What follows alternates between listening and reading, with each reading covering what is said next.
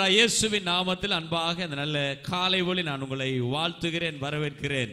இந்த பாடலோடு கூட நாங்கள் கர்த்தருடைய வார்த்தைக்குள்ள கடந்து செல்ல போகிறோம்.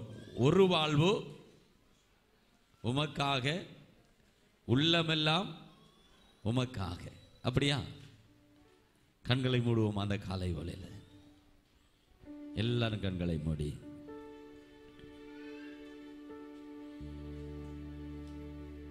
எல்லாம் சின்ன பிள்ளை எல்லாம் கண்களை மூடுங்க.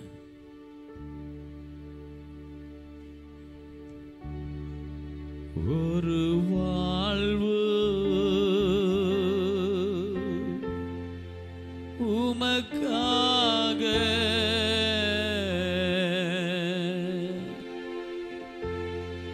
ஒரு வாழ்வு உமக்காக, உள்ளமெல்லாம் உமக்காக, உடல் எல்லாம் உமக்காக, உள்ளமெல்லாம் உமக்காக, உடல் எல்லாம் உமக்காக, வாழ்வு அது உமக்காக,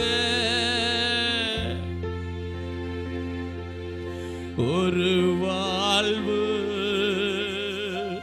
அது உமக்காக,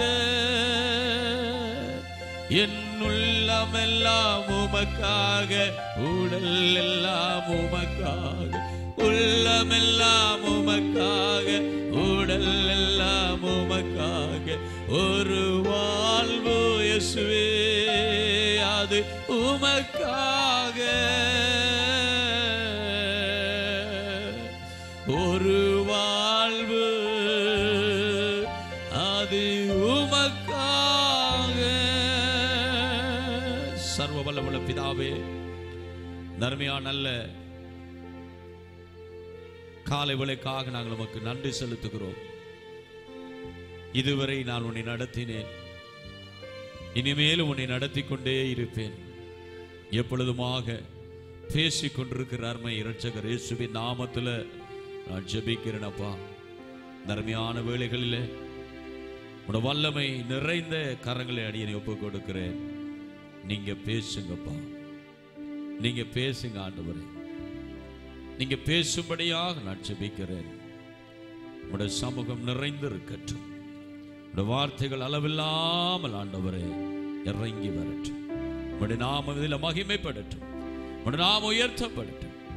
இயேசுவின் நாமத்தில் ஜெபிக்கிறேன் பரிசுத்த பிதாவே, ஆமென், ஆமென். அருமையாக இந்த காலை வேளையில் உங்களோடு கூட பேசும்படியாக என் தேவன் என்னோட உள்ளத்தில் வாரப்படுத்தின வார்த்தை, இந்த நாட்களிலே அதிகமாக எல்லாருடைய வாயிலும் எல்லா பகிர்ந்து வருகிறதான செய்திகளிலும் ஒரு ஆயத்த செய்தி, ஒரு மனம் திரும்புதலின் செய்தி, கர்த்தரோடு கூட நெருங்குங்கள் என்கிறதான ஒரு செய்தி பலவிதமான வழிகளிலே தேவன் பேசிக்கொண்டே இருக்கிறார். 5ஆம் திகதியும் தொடர் செய்திகளாகவே அப்படியே கொடுக்கப்பட்டது போல இருந்தது. யாரையும் யார் பேசினதே இல்லை. இந்த தலையங்கத்துக்கு கீழாக நீங்கள் கர்த்தருடைய வார்த்தையை பேசுங்கள் என்று எனக்கு பின்பதாய் பேசின 2 போதரிடத்தில் நான் சொன்னதே இல்லை. நான் தேவன் எனக்கு கொடுத்ததை ஆரம்ப செய்தியாக நான் பேசினேன். அதற்கு பின்பதாய் தொடர்ச்சியாய் 2 போதர்கள் தேவனுடைய வார்த்தையை பேசினார்கள். அது அப்படியே தொடர் செய்தி மாதிரி இருந்தது. எல்லாரும் பேசி கலந்து ஆலோசித்து பேசினது போல தென்பட்டது. ஆனால் தேவன் பேசினார். ஹல்லேலூயா. அந்த 5ஆம் திகதி உபவாச மகா நாட்டிலே தேவன் பேசினார். தொடர் செய்தியாக ஒன்றன் பின் ஒன்றாக தேவன் இந்த நாட்களில் தேவ சபை, தேவனுடைய மக்கள், தேவனுடைய ஊழியர்கள் எப்படியாக இருக்க வேண்டும் என்பதை குறித்து தெளிவாக தேவன் பேசினார்.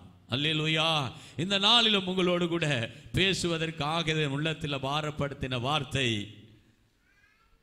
என்னோடு கூட சேர்ந்து நீங்கள் திருப்பீர்களே ஆனால் மத்தேயு சுவிசேஷ புத்தகம் 4வது அதிகாரம் 17வது வசனத்துக்கு நீங்கள் வருவீர்களே ஆனால் வேதம் சொல்லுகிறது, மத்தேயு சுவிசேஷம் 4வது அதிகாரம் 17வது வசனம். அது முதல் இயேசு மனம் திரும்புங்கள், பரலோக ராஜ்யம் சமீபித்திருக்கிறது என்று பிரசங்கிக்க தொடங்கினார். இயேசு கலிலேயா பாருங்க, இயேசுனுடைய முதலாவது பிரசங்கம். இயேசு முதலாவது தன்னுடைய வாயை திறந்து பண்ணுகிற ஒரு பெரிய பிரசங்கம் என்னவென்றால், மனம் திரும்புங்கள், தேவனுடைய ராஜ்யம் சமீபமாய் வந்திருக்கிறது. அவருடைய வருகையினுடைய அவருடைய ஊழியத்தினுடைய ஆரம்பத்தை கவனித்து பார்த்தால், மனம் திரும்புங்கள், இதை யோவானும் கூட பேசியிருக்கிறார். மனம் திரும்புங்கள், மனம் திரும்பி விசுவாசித்து பாவரிக்கை பண்ணி இயேசுவை ஏற்றுக்கொண்டு தேவ ராஜ்யத்துக்குள்ளே வாருங்கள். அருமையா, இதை கூட நாங்கள் கொஞ்சம் கவனித்து பார்க்கும் பொழுது, அவர் பேசின நாட்களிலே பேசப்பட்ட சூழ்நிலையிலே கவனித்து பார்க்கும் பொழுது யாருக்காக அதை பேசினார்? இன்றைக்கு வரைக்கும் இந்த வார்த்தை பேசக்கூடியதாக ஒரு நல்ல சுவிசேஷமாய் எழுதப்பட்டிருக்கிறது. மனம் திரும்புதல். ஒவ்வொரு மனிதனுடைய வாழ்விலும் மனம் திரும்புதல் மிக அவசியமானது ஒன்று. ஒரு அல்லேலூயா சொல்லுங்கப்பா. மனம் திரும்பாம எதுவுமே இல்லை. இந்த மனம் திரும்புதல் என்றால் என்ன என்பதை குறித்து நான் கவனித்து பார்த்தால், அது ஒரு பெரிய ஒரு பொக்கிஷம், ஒரு பெரிய ஆழ்கடல். அது ஒரு பெரிய சத்தியம். ஒரு நாள் அல்ல, பல மாதங்கள் பேச முடியும். மனம் திரும்புதல். அவர் பேசும் பொழுது மனம் திரும்புதல் எதில் இருந்து வர வேண்டும், எப்படிப்பட்ட மக்கள் மத்தியில் இதை பேசினார் என்று நீங்கள் கவனித்து பார்த்தால், அங்கே இருந்த பரிசேயர் கூட்டத்தை பார்த்து, சதுசேயர் கூட்டத்தை பார்த்து, மேய்ப்பில்லாத ஆடுகளை போல் அழிந்து திரிகிற ஜனக்கூட்டத்தை பார்த்து, வேத பாதர் கூட்டத்தை பார்த்துதான் அருமை ஆண்டவர் இயேசு சொன்னார், மனம் திரும்புங்கள், தேவனுடைய ராஜ்யம் சமீபமாய் இருக்கிறது. அப்படியானால் ஒரு பெரிய கேள்வி அவர்களுக்குள்ள வந்திருக்க வேணும். ஏன் நாங்கள் மனம் திரும்ப வேண்டும்? நாங்கள் ஒரு பரிசேயர் கூட்டம், நாங்கள் ஒரு சதுசேயர் கூட்டம், நாங்கள் வேதத்தை அறிந்த ஒரு வேத பாதகர், வேத போதகரான கருதப்படுகிற ஒரு கூட்டம், ஏன் நாம் மனம் திரும்ப வேண்டும்? ஆகவே மனம் திரும்புவதற்கு ஒரு வேறு கூட்டம் இருக்குது என்று சொல்லி அவர்கள் யோசித்திருக்கலாம். அல்லது பாவம் பண்ணுகிறவர்கள், இருளில் வாழுகிறவர்கள் மனம் திரும்ப வேண்டும் என்று யோசித்திருக்கலாம். ஆனால் நீங்கள் வேதத்தை வாசித்து பார்க்கும் பொழுது அதுக்குள் மேலுள்ள வசனங்களை நீங்கள் கவனித்து பார்த்தால் வேதம் தெளிவாய் சொல்லுகிறது. 15ஆம் வசனத்தை பாருங்கள். இருளில் இருக்கும் ஜனங்கள் பெரிய வெளிச்சத்தை கண்டார்கள். பாருங்க, இயேசுனுடைய வருகை, இயேசுனுடைய அந்த ஊழியங்கள், இயேசுனுடைய நடமாடுதல் ஒரு பெரிய வெளிச்சமாக பார்க்கிற ஜனங்களுடைய கண்களில் அது தென்பட்டது. ஆமென், அல்லேலூயா. பாருங்கள், அவர் சொல்லுகிறார், அது முதல், எது முதல்? இயேசு மனம் திரும்புங்கள் என்று எது முதல் சொன்னார் தெரியுமா? எது முதல் சொன்னார்? யோவான் சிறையில் அடைக்கப்பட்டது செய்தி அவருடைய காதுகளில் விழுந்த உடனே, யோவானை பிடித்து ஜெயிலில் அடைக்கிறார்கள். 12ஆம் வசனத்தை பார்த்தீர்கள், வேதம் சொல்லுகிறது, யோவான் காவலில் வைக்கப்பட்டான். யோவான் பிடிக்கப்பட்டு கைது செய்யப்பட்டு காவலில் வைக்கப்பட்டான் என்று இயேசு அறிந்தது முதல். ஒரு ஆமென் சொல்லுங்க பாபு. அதுதான் அந்த வார்த்தையில தொடங்குகிறது. அது முதல். எது முதல்? யோவான் சிறையில் வைக்கப்பட்டான் என்று கேள்விப்பட்ட நாள் முதல் இயேசு வெளியில இறங்கி பகிரங்கமாய் மனம் திரும்புங்கள். யாரை பார்த்து சொல்லுகிறார்? தேவனுடைய ராஜ்யத்தை குறித்து பிரசங்கம் பண்ணி தேவனுடைய சத்தியத்தை குறித்து பேசி சென்ற யோவானை பிடித்த மனிதர்களை பார்த்து சொல்லுகிறார்.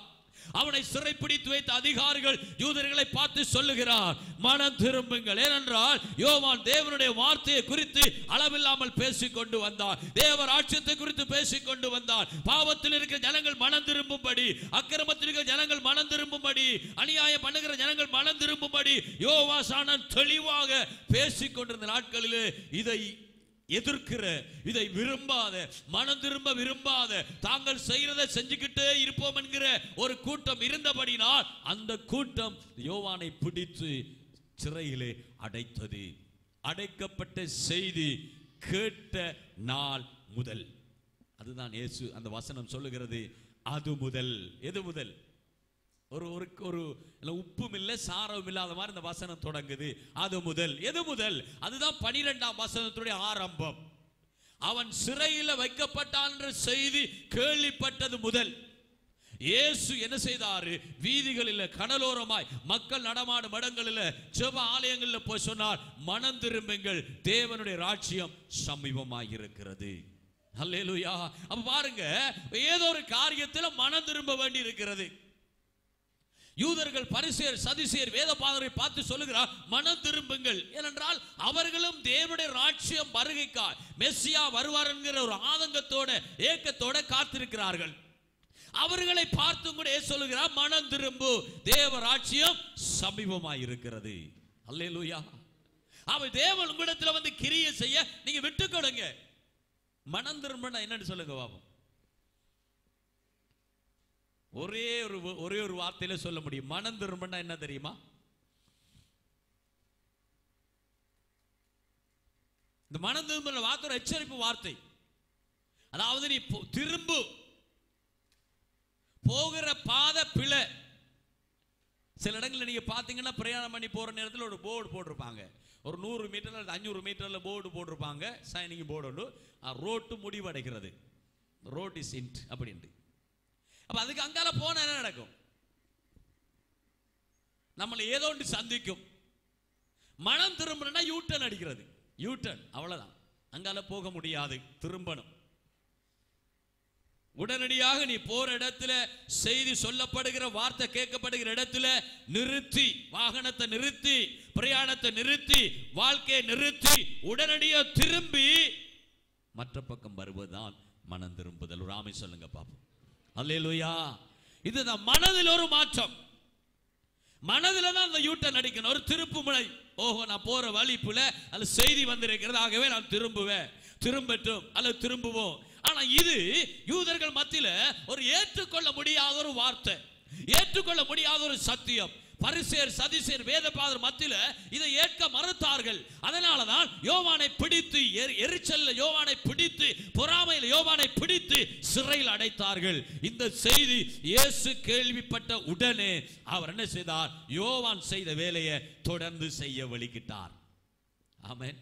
இந்த யோவான் வழியில் என்ன பண்ணினார்? மனம் திரும்புங்கள், தேவராட்சியம் சமீபத்தில் இருக்கிறது பிரசங்கம் பண்ணி தெரிஞ்ச யோவானை பிடித்து அடைத்த பிற்பாடு யாரும் இல்லை இந்த செய்தி சொல்வதற்கு. ஆகவே அனுப்பப்பட்டு வந்த இயேசு உடனடி என்ன செய்கிறார்? அவன் செய்தி கேட்ட உடனே உடனடியாய் தான் தன்னுடைய அந்த வேலையை ஆரம்பிக்கிறார். பாருங்க, யார் மனம் திரும்ப வேண்டும்?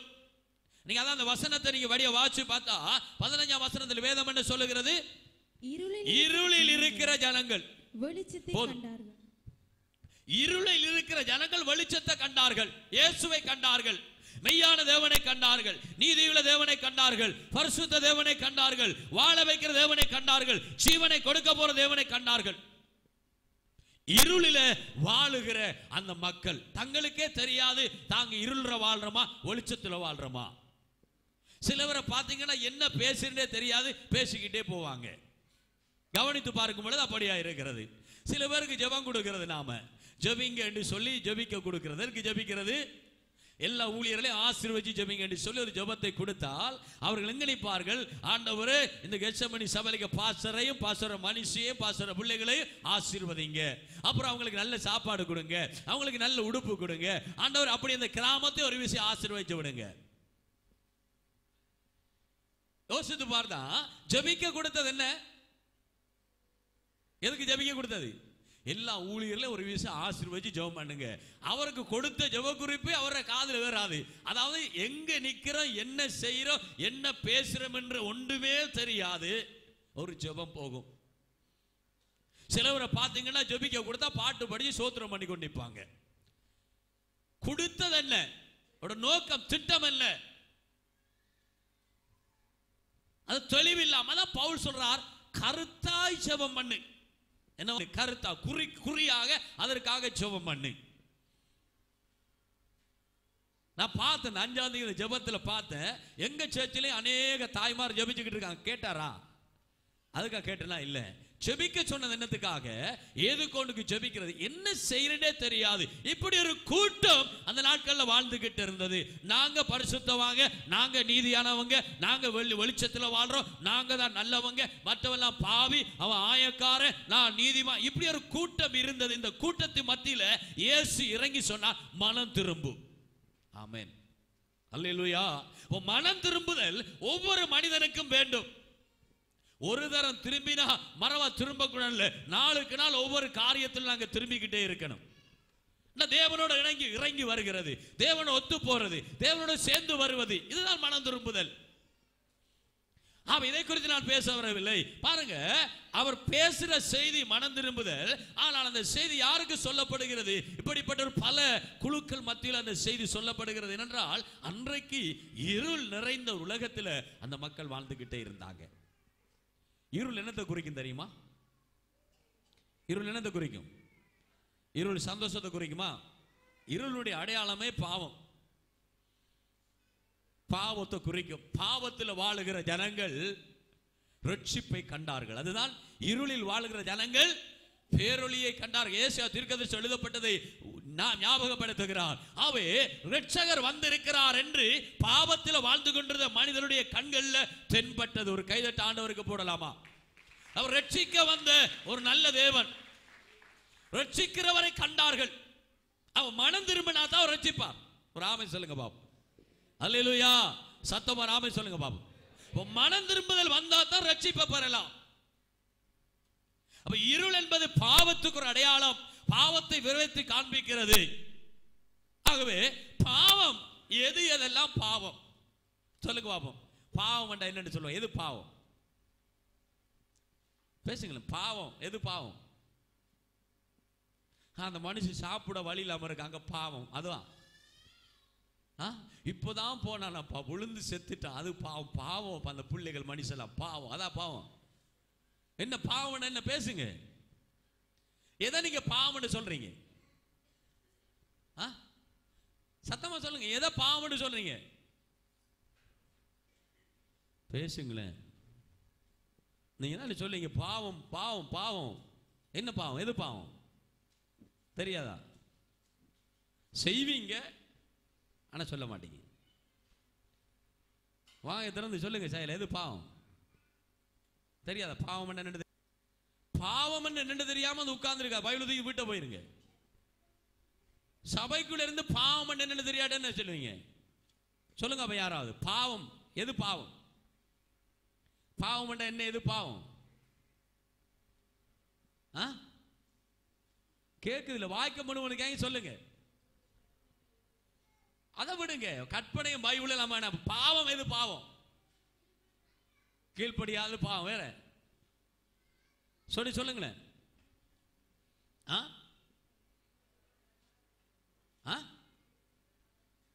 போய் சொல்றது, களவெடுக்கிறது பாவம். வேற சொல்லுங்க ஜெயராஜ். தேவனுக்கு விரும்பாத எல்லா காரியம் பாவம். வேற நீங்க அறிஞ்சிருக்கணும் பாவம் என்னண்டு.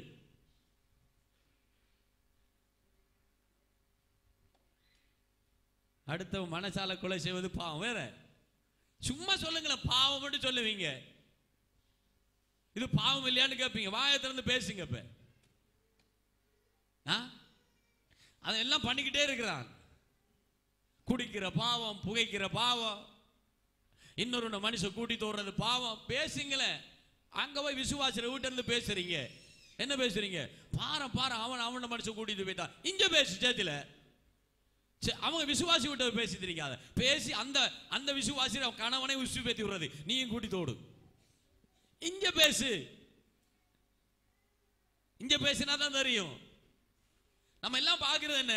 களவெடுக்கிற பாவம், பொய் சொல்ற பாவம், வேச்சாரம் பண்ற பாவம், வேசுத்தனம் பண்ற பாவம், அப்புறம் கொலை செய்யற பாவம். இதெல்லாம் தான் நம்ம என்ன செய்யறோம்? இன்னைக்கு சேர்ச்சில் பாசமாரு இதை மாத்திரம் தான் பேசிக்கிட்டு போவாங்க. அவர் சொல்லிட்டாரு கடவுளுக்கு விரும்பாத எல்லாம் பாவம். பாவம் தான்.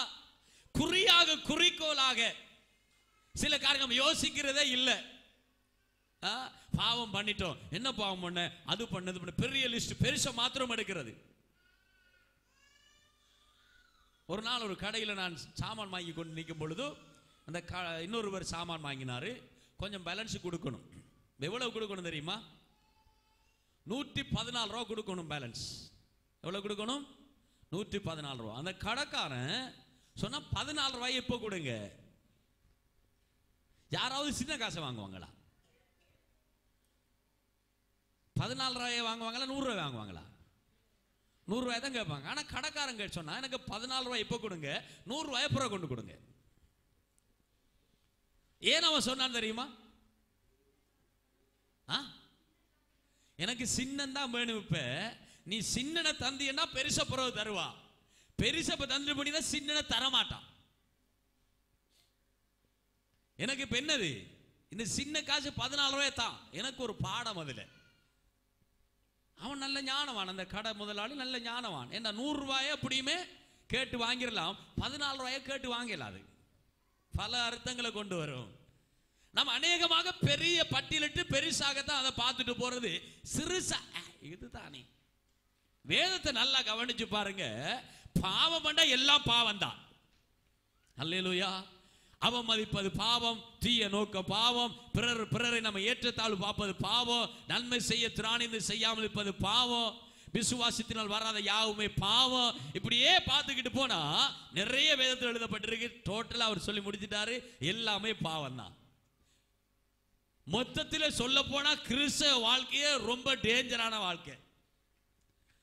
வீதிகளில் நீங்க பாத்தீங்கன்னா அந்த எலக்ட்ரிக்கல் போஸ்ட்ல போட்டிருப்பாங்க 11,000 போட்ஸ் டேஞ்சர் அப்படின்னு போட்டிருப்பாங்க.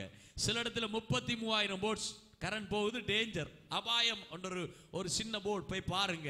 ஏன்? அது ஆபத்து, எல்லாம் ஆபத்து தான். சட்டத்தை மீறுவது பாவம், சட்டத்தை அவமதிப்பது பாவம். நிறைய காரியத்தை பார்க்கலாம். பழைய ஏற்பாட்டில் பார்த்தா பாவம் என்ன தெரியுமா? சட்டத்தை மீறுவது பாவம். நியாயபரமான சட்டங்களை செய்ய பாவம். ஞாயிற்றுக்கிழமை ஓய்வு நாளில் ஓய்ந்திருக்காட்டி அது பாவம். கல்லறிந்து கொல்லப்பட வேண்டும். வேலை செய்யக்கூடாது, சமைக்க கூடாது, மிருகங்களுக்கு சாப்பாடு போடக்கூடாது. எல்லாம் பெரிய பிரச்சனை. அதிலிருந்து கொஞ்சம் கடவுளுடைய கிருபையால தப்பிக்கிட்டோம். கைதட்டு போடுங்க ஆண்டவருக்கு. இயேசு வந்ததால தப்புனோம் தெரியுமா? இயேசு வந்ததால தப்புனோம். இல்லைன்னா நமக்கு எத்தனை பேருக்கு கண் இல்லாம இருக்கு தெரியுமா? எத்தனை பேருக்கு மூக்கு இல்லாம இருக்கு தெரியுமா? எத்தனை பேருக்கு ஒத்த கை இல்லாம இருப்பாங்க தெரியுமா? இயேசு வந்ததால நானும் நீங்களும் தப்புனோம். ஒரு ஆமை சொல்லுங்க பாப்போம். அல்லேலூயா. ஒரு அல்லேலூயா சொல்லாமா? இயேசுவே உங்களால தப்பினேன். சத்தமா சொல்லுங்க எல்லாரும். இயேசுவே நீங்க வந்ததால என் கண்ணு தப்பித்து, என் கை தப்பித்து. பழைய ஏற்பாடு காலங்கள் இருக்க மாதிரி இருந்த ஒத்த கால் இல்லை, நொண்டி நொண்டி போகணும். நிறைய முடவர்களை பார்க்கலாம். அப்ப சுவிசேஷ கூட்டங்கள் நிறைய வீழ்ச்சியார் போகும். இதெல்லாம் வரக்கூடாதுதான் இயேசு கீழே இறங்கி வந்தார் ஐயா. அல்லேலூயா. இப்படி இருக்க கூடாது. யூதர்களை பார்த்து, பரிசேயரை பார்த்து, சதுசேயரை பார்த்து அவர் யோசித்தா, நான் வரல, நீ என்னை ஏற்றுக்கொள்ளணும்னா பழைய ஏற்பாட்டில் என்ன தெரியுமா நடக்கும்? கண்ணுக்கு கண்ணு, பல்லுக்கு பல்லு, மூக்குக்கு மூக்கு, காலுக்கு காலு. எப்படி இருக்கணும் கொஞ்சம் கற்பனை பண்ணி பாருங்க. சேர்ச்சில் எத்தனை முடர்கள் உட்கார்ந்து இருப்பாங்க, சேர்ச்சில் எத்தனை ஒத்த கயிறு உட்கார்ந்து இருப்பாங்க, சேர்ச்சில் எத்தனை கண்ணில்லாதவர்கள் உட்கார்ந்து இருப்பாங்க ஒத்த கண்ணோட. யோசிச்சு பாருங்களேன், சும்மா கற்பனை பண்ணி பாருங்க. பழைய ஏற்பாடு காலம் மாதிரியே இருந்தா எப்படி இருக்கும்? யோசிச்சு பாருங்க. அதை விட மோசமாக இந்த புதிய ஏற்பாட்டு காலத்துல இயேசு வந்ததுனால நம்ம கைக்கு ஹேங்க மாஞ்சு போட்டிருக்கு. ஊழியக்காரன கைக்கெல்லாம் என்ன போட்டிருக்கு? மாஞ்ச் பூட்டு போட்டு வச்சிருக்கு, ஹேங் அப். 66 நாள் கட்டில கிடந்த மாதிரி 14 வருஷமா 16 வருஷம் 17 வருஷமா கட்டிலே கிடக்கிறோம். என்ன பிடிச்சி 66 நாள் கட்டில போட்டார். கால் கையெல்லாம் கட்டி, கண்ணெல்லாம் கட்டி. ஆனா இப்ப எல்லாத்தையும் அவுட்டுட்டு கையை மட்டும் கட்டி போட்டிருக்காரு. யோசிச்சு பாப்பேன் அடிக்கடி. விசுவாசின்னா பரவாயில்ல, பிசி கொடுத்து அங்கால போய் மன்னிப்பு கேட்கலாம். அப்படித்தான் நான் சொல்றேன். ஒரு விசுவாசியா இருந்திருந்தா உண்ட நிலைமை முடிஞ்சு.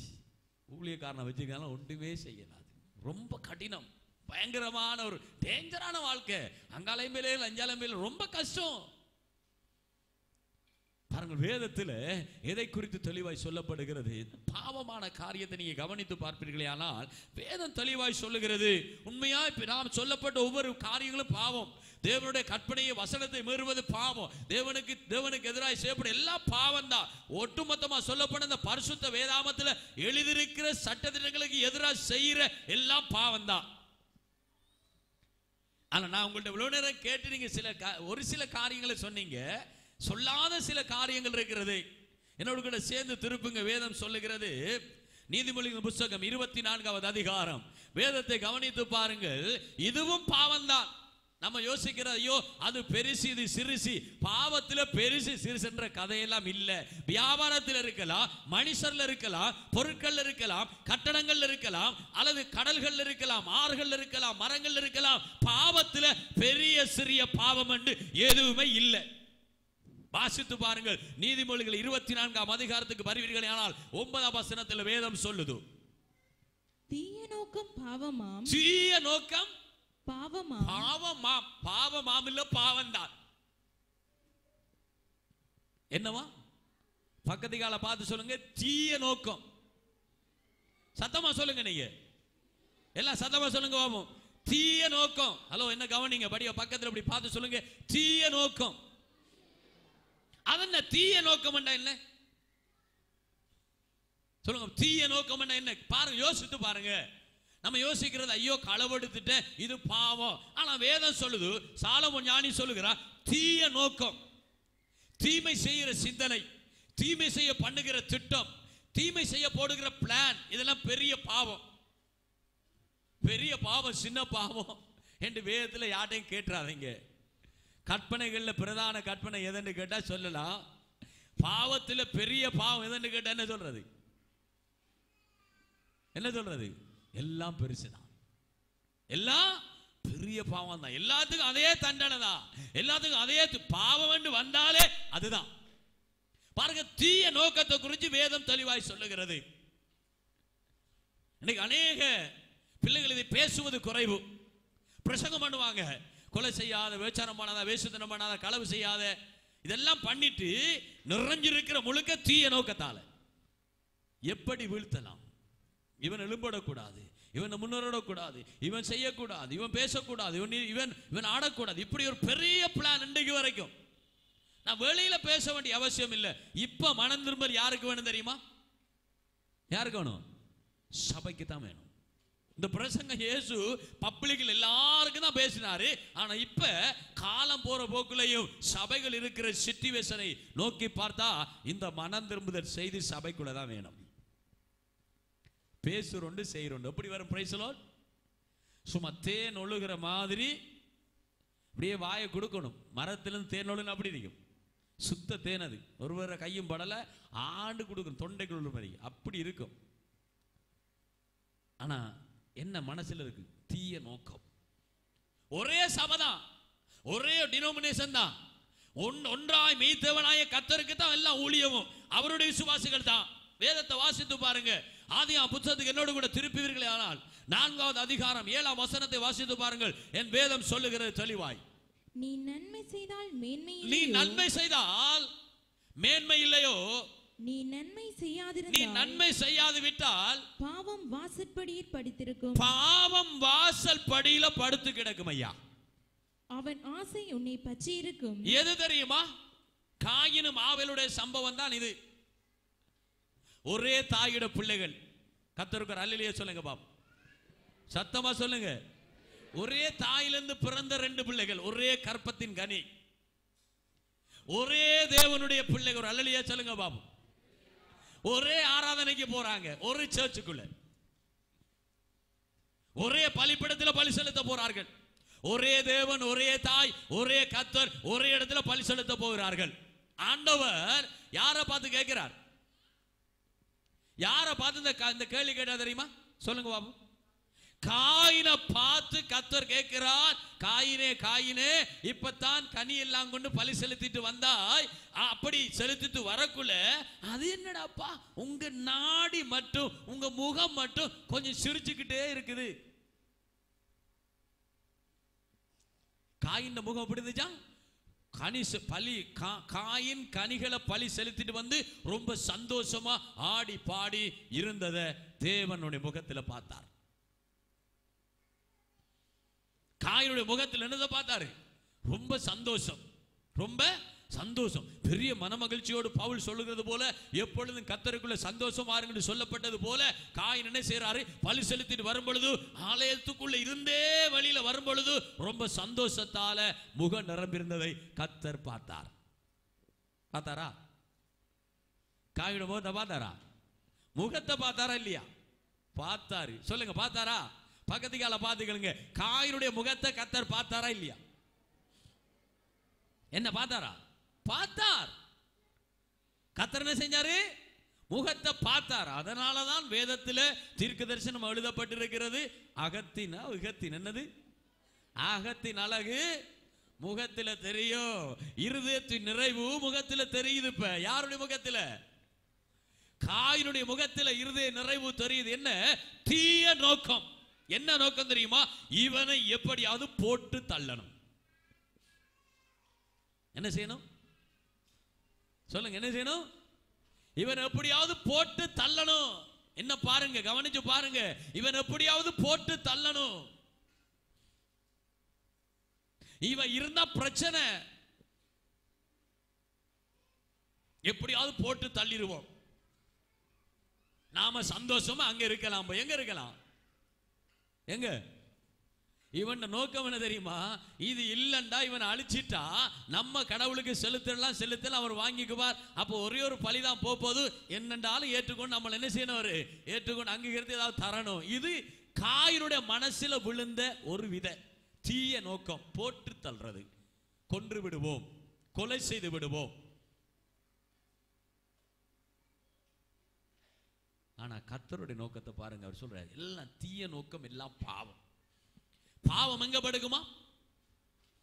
முதலாவது தேவன் என்ன செய்யறாரு? அவனுக்கு என்ன செய்யறாரு? பெரிய ஒரு தண்டனை கொடுக்கிறார். அது சாபம் தான். அவனோட வாழ்க்கையில குறுக்கிட்டது. பாவம் எப்பொழுது எங்க படுத்து கிடக்குமா? தீய நோக்கம் இருந்தா போதும், பாவம் படுத்து கிடக்கும். மனசு சுத்தம் இல்லையே, கொலை செய்யணும், இல்லாமல் பண்ணணும், அழிக்கணும், முன்னேற விடக்கூடாது, தடுக்கிற ஆவி. ஒரே தேவனை தான் வழிபடுறாங்க, ஒரே தாயினுடைய பிள்ளைகள், ஒரே பலிப்பிடம். சிந்திச்சு பாருங்க, வீட்டை போய் ஆழமாக. தீய நோக்கத்தை குறித்து வேதத்திலிருந்து காயினை கொண்டு வருகிறேன். பல மனிதர்கள் இருக்கிறார்கள், பல சம்பவங்களை, சரித்திரங்கள் இருக்கிறது. யாக்கோபு புத்தகத்துக்கு வருவீர்கள், 4ஆம் அதிகாரம் 17ஆம் வசனத்தை வாசித்து பாருங்கள். யாக்கோபு கொஞ்சம் விளக்கமாய் சொல்லுகிறார். முடிஞ்சா நன்மை செய், நன்மை செய்ய முடியலண்டா தீன்மை செய்யாதே. ஒரு ஆமை சொல்லுங்க பாப்போம். சத்தம் ஒரு ஆமை சொல்லுங்க பாப்போம். நன்மை செய்ய முடியுமா செய், செய்யலன்னா தீன்மை செய்யாத. ஆனா வேதம் சொல்லுது, நன்மை செய்ய திராணி இருந்தும் நன்மை செய்யாது போனால் அது உனக்கு பாவம். உன் வீட்டு வாசப்படியில படுத்து கிடக்கும். அங்கதான் படுத்து கிடக்கு. எங்க? ஏன் வீட்டு வாசப்படியில படுத்து கிடக்கு தெரியுமா? ஏன் கிடக்கு? சில கடன் வாங்கினவர்கள், கடன் கொடுத்தவர்கள் கடன் வாங்கினத்திலே வந்து 2-3 தரம் கேட்டு பார்ப்பார்கள். கொடுக்கல என்று சொன்னால் ஏமாத்த என்ன செய்வார்கள்? சொல்லுவார்கள், வந்திருந்து சொல்லுவார், நான் இந்த வாசல் படியை விட்டு போகவே மாட்டேன். என்ற கடனை தராட்டி எனக்கு ஒரு முடிவு சொல்லாட்டி நான் போகவே மாட்டேன், இதிலேயே இருப்பேன். உண்ணாவிரதமோ விரதமோ பாஸ்டிங் என்னவோ பண்ணி இருப்பேன். அப்ப போறோம் வாரெல்லாம் கேட்பான், என்னன்னு கேட்டா நான் சொல்லுவேன், போகவே மாட்டேன். பாவம் இப்படிதான் இருக்குமா? கடன்காரன் கொடுக்கும் மாதிரி வழியில் வருவார். அப்ப கடன்காரன் வழியில் வருவானா? வரமாட்டானே. ஏன்னா வந்த அவன் இருக்கான். பின்பலியால் எங்கேயாவது போகத்தான் பார்ப்போம். பின்பலி பிசாசுக்குரிய வழி. ஆண்டவர் இயேசு சொன்னார், கள்ளர்கள் எப்படி வருவார்கள்? ஆட்டு வாசல்கள் எப்படி வருவார்கள்? பின்னால வருவான், முன்னால வருவான், திறந்துட்டு வடிவா. மேய்ப்பன் ஆடுகளுக்கு சொந்தக்காரன் மாத்திரம்தான் முன்னால வருவான். இந்த பிரச்சனை இவருக்கு. கடங்கார் பாவ வாசப்படியில படுத்து கிடந்தா முன்னுக்கு போக முடியாது, பின்னுக்கு தான் போகலாம். அப்ப நம்மட மனசு ஜபிக்காது, நம்மட மனம் வேதத்தை தியானிக்காது, தேவனுக்கு துதி செலுத்தாது, தேவனை மகிமைப்படுத்தாது, தேவனை சந்தோஷப்படுத்தாது. என்ன பண்ணும்? பின்னுக்கு போய்கிட்டே இருக்கும். தீய நோக்கம், காயினுக்குள்ள இந்த தீய நோக்கம் அவருடைய வாழ்க்கையில ஒரு அலைச்சலை கொண்டு வந்தது. அதான் சொல்றாங்க, ஐயா நன்மை செய்யாட்டியும் பரவாயில்ல, உதவி செய்யாட்டியும் பரவாயில்ல, உபத்திரவம் செய்யாதீங்க. பக்கத்து கால பார்த்து சொல்லுங்க பாப்போம், நீங்க உதவி செய்யாட்டி பரவாயில்ல, எனக்கு உபத்திரவம் செய்யாம இருந்தா போதும். ஒரு அல்லேலூயா சொல்லுவோமா? நான் உங்களை பார்த்து சொல்ல வேண்டி வரும், ஐயா நீங்க எனக்கு உதவி செய்யாட்டி பரவாயில்ல, உபத்திரவம் செஞ்சிடாதீங்க. ஏன்? அது தீமையான காரியம். வேதத்தை கவனித்து பாருங்க. யாக்கோபு என்ன சொல்லுகிறார்? 4:17 ஆதலால் பாருங்க, பாவம் வாசல் படியில படுத்து கிடக்க போது. ஆதலால் ஒருவன் நன்மை செய்ய அறிந்தவனாய் இருந்து, பாருங்க, உனக்கு நன்மை செய்ய நீ அறிந்திருந்த போதிலும் அதை செய்யாமல் போனால் அது அவனுக்கு பாவமாய் இருக்கும். ஆருக்கு பாவம்? ஆருக்கு? செய்ய முடியாத நபருக்கு. அப்ப அவனுடைய பெட்டுக்கு கிட்ட போயிடும். தலுவானில ஏறி பங்கு போட்டு படுக்கும். நீ அரவாசி, நான் அரவாசி. நீ பாதி, நீ படுத்தாலும் படுக்காட்டி நான் பாதியில படுப்பேன். சாப்பிட போனாலும் வந்து பிளேட்ல கை வைக்கும். நக்கரவாசம் நக்கரவாசி. யோசிச்சு பாருங்க, சிம்பிளா சிந்திச்சு பாருங்க. நன்மை செய்ய திராணி இருக்குது. வேதம் சொல்லுது, உனக்கு சந்தர்ப்பம் கிடைக்கும் பொழுது ஒரு இடத்துல கேட்டு வந்தா முகம் கொள்ளாம இருந்தா கொடு, போயிட்டு அப்புறம் பா, குளிர் காயலாம். இந்த கதையை ஆண்டவர் சொன்னாரு, இருந்தா செய். அல்லேலூயா. சந்தர்ப்பம் வருதா செய். இன்னைக்கு அப்படியா இருக்குது. எவ்வளவு நம்ம வாங்கலாம், எவ்வளவு சேர்த்து வைக்கலாம், எங்க நம்ம எப்படியாவது கூட்டி கூட்டி கூட்டி கூட்டி நமக்கு சொத்துக்களை சேர்க்கலாம். வேதத்தில் ஆண்டவர் சொல்றார் என்ன தெரியுமா? நீ எல்லாத்தையும் சேர்த்து வச்சது மடையன் மாதிரி சாகுறாய், புத்திலான் மாதிரி சாகுறாய். பார், நீ அனுபவிக்கல, இன்னொரு அனுபவிக்க போறான். இன்னைக்கு அநேகருடைய சொத்து அரசாங்கம் எடுக்குது. ஏன்? அதுவும் சாப்பிடல, கஷ்டப்பட்டு சாப்பிட வேண்டியவனுக்கும் கொடுக்கல. சந்தர்ப்பத்தை பாருங்க, ஒரு சந்தர்ப்பத்தை ஆண்டவர் ஏற்படுத்துறார். போய் இதுக்கா நம்ம உதவி செய்யற? ஆண்டவர் சொல்றாரு, யாக்கோபு சொல்றாரு, சந்தர்ப்பம் உனக்கு கிடைக்குது. ஒரு அல்லேலூயா சொல்லுங்க பாப்போம். இப்ப சந்தர்ப்பம் கிடைத்து செய்யலையா பாருங்க. எப்பவுமே தீய சிந்தனை, தீய நோக்கம், தீய திட்டங்களை தான் பண்றது. எப்படி வரணும் பாரு. பாசருக்கு போட்டு கொடுத்து காட்டுறோம் பாரு. பாசருக்கு போட்டு வாரன் இப்பதான் கொடுத்துட்டு வாரன்னு சொல்லி ரமணி நல்லா போட்டிருக்கேன் பாசருக்கு. இதோட கிழிஞ்சுதான் வேற சீட்டு. பாசர் ஒழுங்கா இருந்தா சீட்டு கிழியாது, சீட்டு இன்னும் 2 சீட்டு கூட வரும். ஏன்? பாசருக்கு வழிபாடு என்ன நடக்கும்? யோசிக்கிறது இல்லை. நான் ஒரு நாள் ஒரு பெரிய நல்ல படிச்ச மனுஷனை பார்த்து சொன்னேன், அடிக்கடி ஒருவனை குறித்து ஒரு ரிப்போர்ட் வருதுண்டா நல்லா யோசிங்கன்னு சொன்னேன். படிச்சவனை குறித்து யோசி. அவர் அப்பதான் எனக்கு சொன்னார், உண்மையா நான் யோசிக்க தான் போறேன் ரவி, நல்லா யோசிங்கன்னு. அவர் யோசிச்சு போட்டு 3 மணி நேரத்துக்கு போற என்னிடத்துல வந்து சொன்னார், நான் உன்னுடைய சம்பளத்தை கூட்டி இருக்கிறேன், இதான் யோசனை. உன்னுடைய வேலையில் உனக்கு ப்ரொமோஷன், இதான் யோசனை. அப்ப அது வரைக்கும் எனக்கு வாகனம் இல்லை, சரி உனக்கு வாகனத்துக்கு அனுமதி கடிதம் கொடுக்குறேன். நல்லா யோசிச்சா இதுதான் நடக்கும். ஒரு ஆமை சொல்லுங்க பாப். அப்பதான் நான் கிட்ட எப்படி யோசிச்சுன்னு கேட்டேன். அவர் சொன்னாரு, இவ்வளவு நாளும் வந்தது நான் பார்த்தது உன்னோட பேசினா வீண், ஒன்றுமே இல்லையே. அந்த கடிதம் அனுப்பின நபருடைய சிந்தனை தீமையால நிறைந்திருக்கிறது. துரோகம் பண்ணும்படியாக, உன் என்னிடத்திலிருந்து பிரிக்கும்படி, அழிக்கும்படி, இல்லாமல் பண்ணும்படியாக ஒரு தந்திர உபாயத்து நிமித்தமா இந்த கடிதம் அனுப்பப்பட்டது. நான் அன்றைக்கு யோசிக்கல, இன்றைக்கு நீ பேசினால நல்லா யோசிங்கன்னு யோசிச்சு பார்த்தேன். இப்பதான் நடந்துச்சு, சரியான வெளிச்சம் வந்துச்சு. யோசிக்கணும், ஏன் பேசுறேன் அடிக்கடி, ஏன் சொல்லப்படுது, ஏன் கடிதம் அனுப்படி, யோசிக்கணும். வேதம் தெளிவா சொல்லுது, தீய சிந்தனை அது பாவம். எங்க படுத்து கிடக்கும்? எங்க படுத்து கிடக்கும்? வாசல் படியில் இல்லை, தலைவாணிக்கு கூட வந்துடும். சில பொக்கெட்டுக்கே அறிந்திருக்கு, தரித்திரம் போடுவோம், கீழால போயிடும். பாருங்க, வேதத்தை கவனிச்சு பாருங்க. நம்ம பெருசா தான் பார்க்கிறது. சாலமோன் ஞானி என்ன சொல்லுகிறார்? தீய நோக்கம், தீய சிந்தனை, தீய எண்ணம், தீமை செய்யறதான் அவருடைய வாழ்நாள் முழுவதும். காயினுடைய நோக்கம் என்ன தெரியுமா? இவன் இருக்கக்கூடாது. யாரு? ஆபேல் இருக்கக்கூடாது. அல்லேலூயா. ஆபேல் இருந்தா இன்றைக்கு ஒரு ஆட்டுக்குட்டி, நாளைக்கு 2 ஆட்டுக்குட்டி, அடுத்ததுல 3 ஆட்டுக்குட்டி, இப்படியே கொடுத்துக்கிட்டு இருப்பான். நம்மளால் அவனை போல கனி செலுத்த முடியாது, நல்ல பழங்களை கொடுக்க முடியாது, அவனை போல கடுமையா கொடுக்க முடியாது. ஆகவே நமக்கு ஒன்றும் வராது. வரணும்டா இவனை க்ளோஸ் பண்ணணும், கழுத்தை வெட்டிடணும்.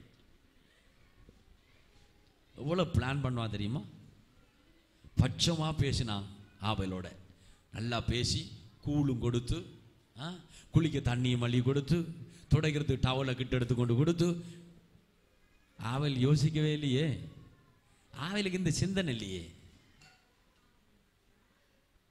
அடிக்கடி இப்போ ஒரு ஏஞ்சல் டிவியில் ஒரு வேர்டு போட்டு கொண்டிருக்கான், சந்தேகம் உனக்குள்ள வந்தா அது பெரிய பிரச்சனை, உனக்கு சந்தேகம் வர காரணமே உனக்குள்ள பிரச்சனை.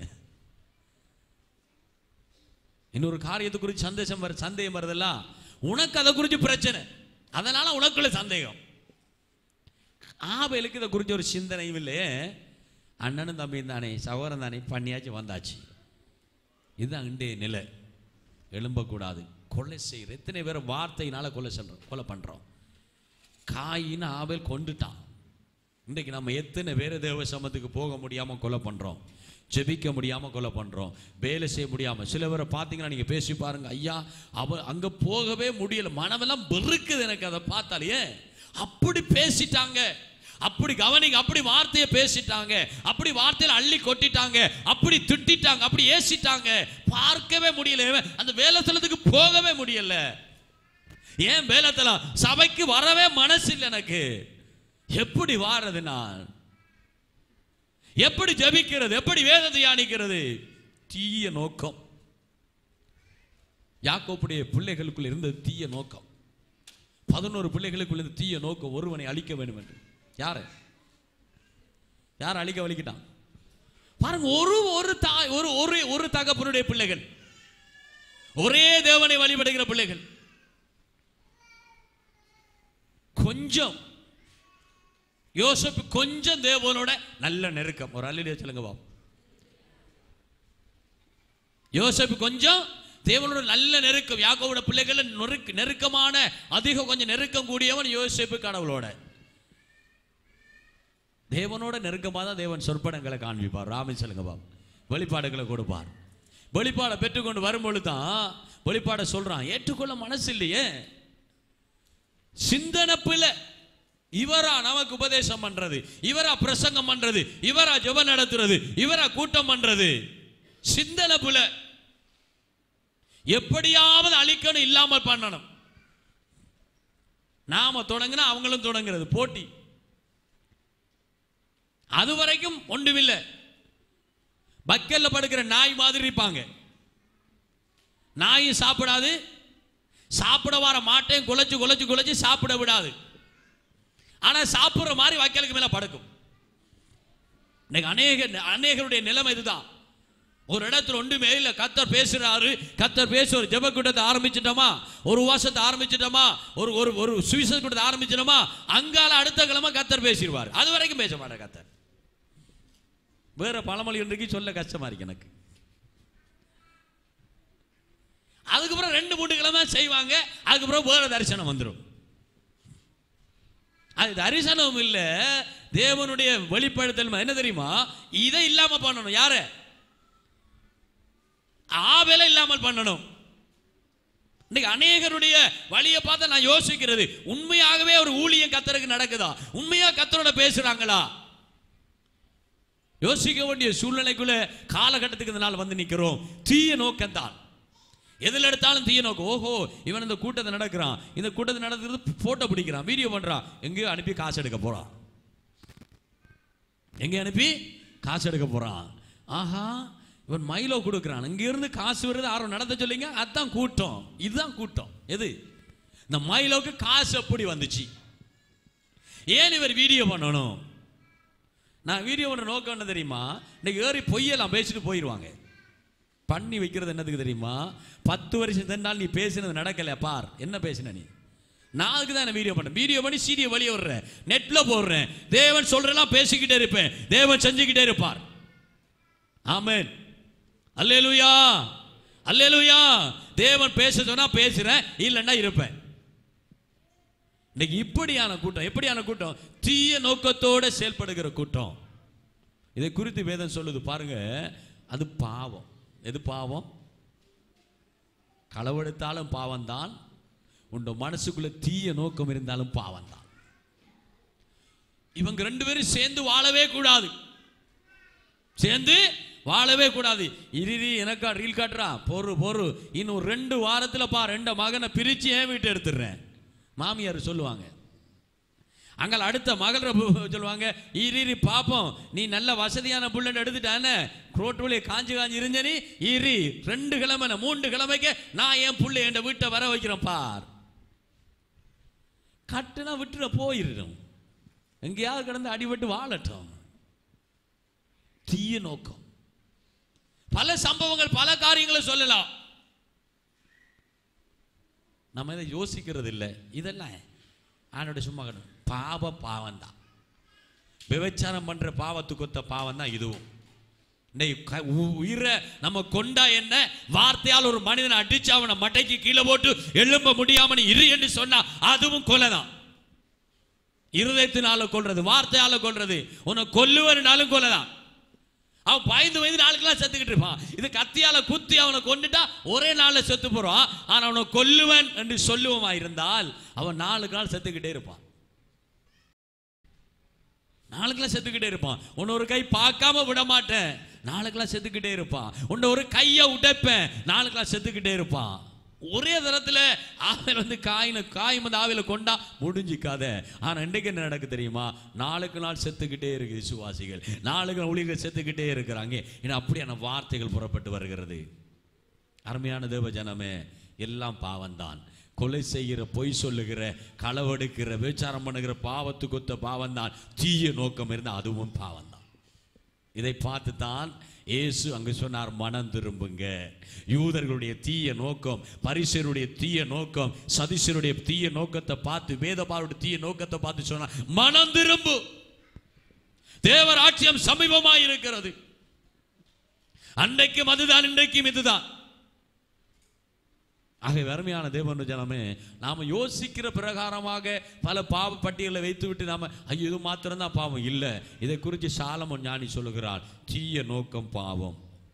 1 யோவான் புத்தகத்துக்கு வருவீர்களே ஆனால் 2ஆம் அதிகாரம் 9-12 வசனங்களை வாசித்து பாருங்கள்.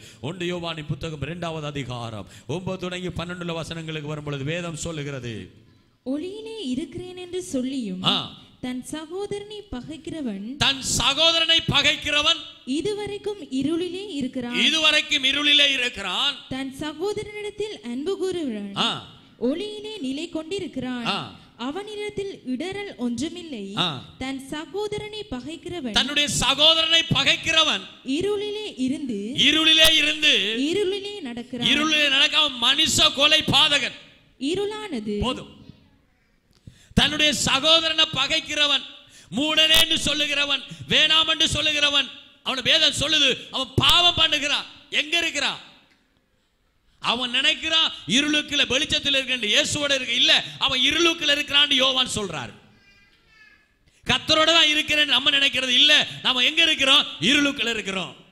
வேதத்தை கவனித்து பாருங்க. வேதம் சொல்றத மாத்திரம் நம்ம செஞ்சா நம்மளோட வாழ்க்கை எப்பொழுது செழிச்சுக்கிட்டே இருக்கும். அல்லேலூயா சொல்லுங்க பாப்போம். அல்லேலூயா. இத பார்த்து தான் சொன்னாரு. ஏன் தெரியுமா? பரிசேயர் சதுசேயர் கூட்டம் இயேசுவை ஏற்றுக்கொள்ளல. பரிசேயர் சதுசேயர் கூட்டம் ஒரு விதமான ஜனங்களை ஏற்றுக்கொள்ளல. அதனால இயேசு பார்த்தாரு, எல்லாருக்கும் மனம் திரும்புதல் வேண்டும். ஒரு ஆமை சொல்லுங்க பாப்போம். அல்லேலூயா. பக்கத்து கால பார்த்து சொல்லுங்க, எல்லாருக்கும் மனம் திரும்புதல் வேண்டும். 2வது பாவத்தை நீங்க பாப்பீங்கன்னா வேதத்தை குறித்து தெளிவா வேதம் சொல்லுகிறது. நீதிமொழியின் புத்தகம் 14வது அதிகாரம் 21ஆம் வசனத்தை வாசித்து பாருங்கள். நீதிமொழிகள் 14:21 வேதம் தெளிவாய் சொல்லுகிறது. இன்னொரு விதமான பாவம், நாம யோசிக்கிற பாவத்தை விட கொஞ்சம் வித்தியாசமா இருக்கிறது. பிறனை அவமதிக்கிறவன் பாவம் செய்கிறான். பிறனை அவமதிக்கிறவன் பாவம் செய்கிறான். போதும். எப்படி அது? பிறரை அவமதிக்கிறது. இது அவர்களுக்குள்ள இருந்தது. யாருக்குள்ள? அங்க இருந்த யூத ஜனங்கள் மத்தியில, அங்கு வாழ்ந்த பரிசேயர் சதுசேயர் கூட்டத்து மத்தியில, வேத பாதகர் மத்தியில, தேவன் அங்க இருந்த எல்லா மக்கள் மத்தியில் இருந்த ஒரு காரியம் என்ன? பிறரை இலகுவாக அவமதிக்கிறது. அவமதிக்கிறேன்னா என்னன்னு சொல்லுங்க பாபு. பிறரை மற்றவர் அவமதிப்பது, ஏற்றுக்கொள்ள மறுப்பது. அவமதிப்பது என்றால் ஏற்றுக்கொள்ள மறுப்பது. நான் இவரை ஏற்றுக்கொள்ள மாட்டேன், ஏன்னா நான் வந்து சும்மா இல்லை, நான் வந்து பிகாம் படிச்சிருக்கேன், நான் வந்து பிகாம் படிச்சிருக்கேன், பிஏ படிச்சிருக்கேன், பிடிஹெச் படிச்சிருக்கேன், டிடி டாக்டர், டபுள் டாக்டர் பட்டம் எடுத்திருக்கிறேன். ஆகவே இவர் என்ன இல்லை, இவர் படிக்கல, அதனால இவரை நான் ஏற்றுக்கொள்ள இல்லை. இவரோட கொண்டு எனக்கு பக்கத்தில் கதல போட்டுறாதீங்க. அப்படி இல்லைன்னா நீங்க யாழ்ப்பாணத்துக்கு போனீங்கன்னா இவர் நான் வேளாளர் சாதி, இவர் என்னோ குறைஞ்ச சாதி, என்னோ சிரட்ட சாதி. சொன்னா வேளாளர் சாதி தானே பெருசா. பரலோகத்தில் ஏதோ அவங்களுக்கு பெரிய போர்டு போட்டு பெரிய மாளிகை கட்டி வேளாளர் ஜாதி, வேளாளர் குடும்பத்தை சேர்ந்த எல்லாரும் இங்க வாங்கன்னு சொல்லி தங்கத்தால டாய்லெட் பாத்ரூம் எல்லாம் கட்டி அங்க வச்சிருப்பான்னு பெரிய நினைப்புல இங்கன்னு சொல்லுவாங்க. வேளாளர் நாங்க, அவங்க கீழாளர். ஆகவே அவங்க எங்க சேர்ச்சுக்கு வரக்கூடாது, நாங்க அவங்க சேர்ச்சுக்கு போகக்கூடாது. இது இவர்களுடைய பைபிள்ல இருக்கு, அவங்களோட பைபிள் எழுதியிருக்கு. இந்தியாவில் போனீங்கன்னா ஒரு சாதிக்கு ஒரு கோயில் எங்கேயும் இருக்குது. பெருசா பேசுவாங்க, பெருசா பேசுவாங்க. நாங்க உங்களுக்கு தெரியுமா, ஆதியிலிருந்து வந்தாங்க, உங்களுடைய சபை, உங்களுடைய சர்ச் எல்லாம் வெள்ளக்காரன் கொண்டு வந்தது. ஆனா இங்க அவங்களுக்குள்ளே சாதி பிரச்சனை. பக்கத்துல கோயில் இருக்கு, என்னன்னு கேட்டா அவங்க அந்த சாதி, இவங்க இந்த சாதி இருக்கு. மட்டக்களப்பில் நிறைய இருக்கு. பெருசா பேசுவாங்க, நாங்க ஆதியில வந்தாங்க. ஆதியில வந்தாலும் கீதியில வந்தாலும் உனக்குள்ள உன்னோட ஒரே இனமாக இருக்கிறவன், ஒரே ஜாதியாய் ஒரே மதமாய் இருக்கிறவன் சேர்த்து பிடிக்கலாம். பொறையனடா நீ ஆதி அந்தமும். யோசித்து பாருங்களேன். பெருசா பேசுறாங்கல்ல. நான் பேசின ஒரு ஆளோட பேசினேன், படிச்ச ஒருவரோட பேசினேன். ஐயா பெருசா பேசுறீங்களே, உங்க வேதம் வெள்ளக்கார வேதம் என்று இங்கே அடிபிடிப்படுறீங்க சாதிக்காக. 10 யார 2 கோயில் என்னன்னு கேட்டா அது அந்த சாதி இந்த சாதி. எங்கயா இருக்கு உங்க புத்தகங்களை காட்டுங்க பாப்போம். உன்ன படிப்பல எங்க இருக்கு காட்டு பாப்போம். சவுகாலைக்கு போனா ஒரே இடத்தானே போடுறீங்க. சவுகாலைக்கு எங்க போடுறீங்க? என்ன நீதி, என்ன நியாயம்? அவமதிப்பது. வேதம் சொல்லுது இது பாவம்.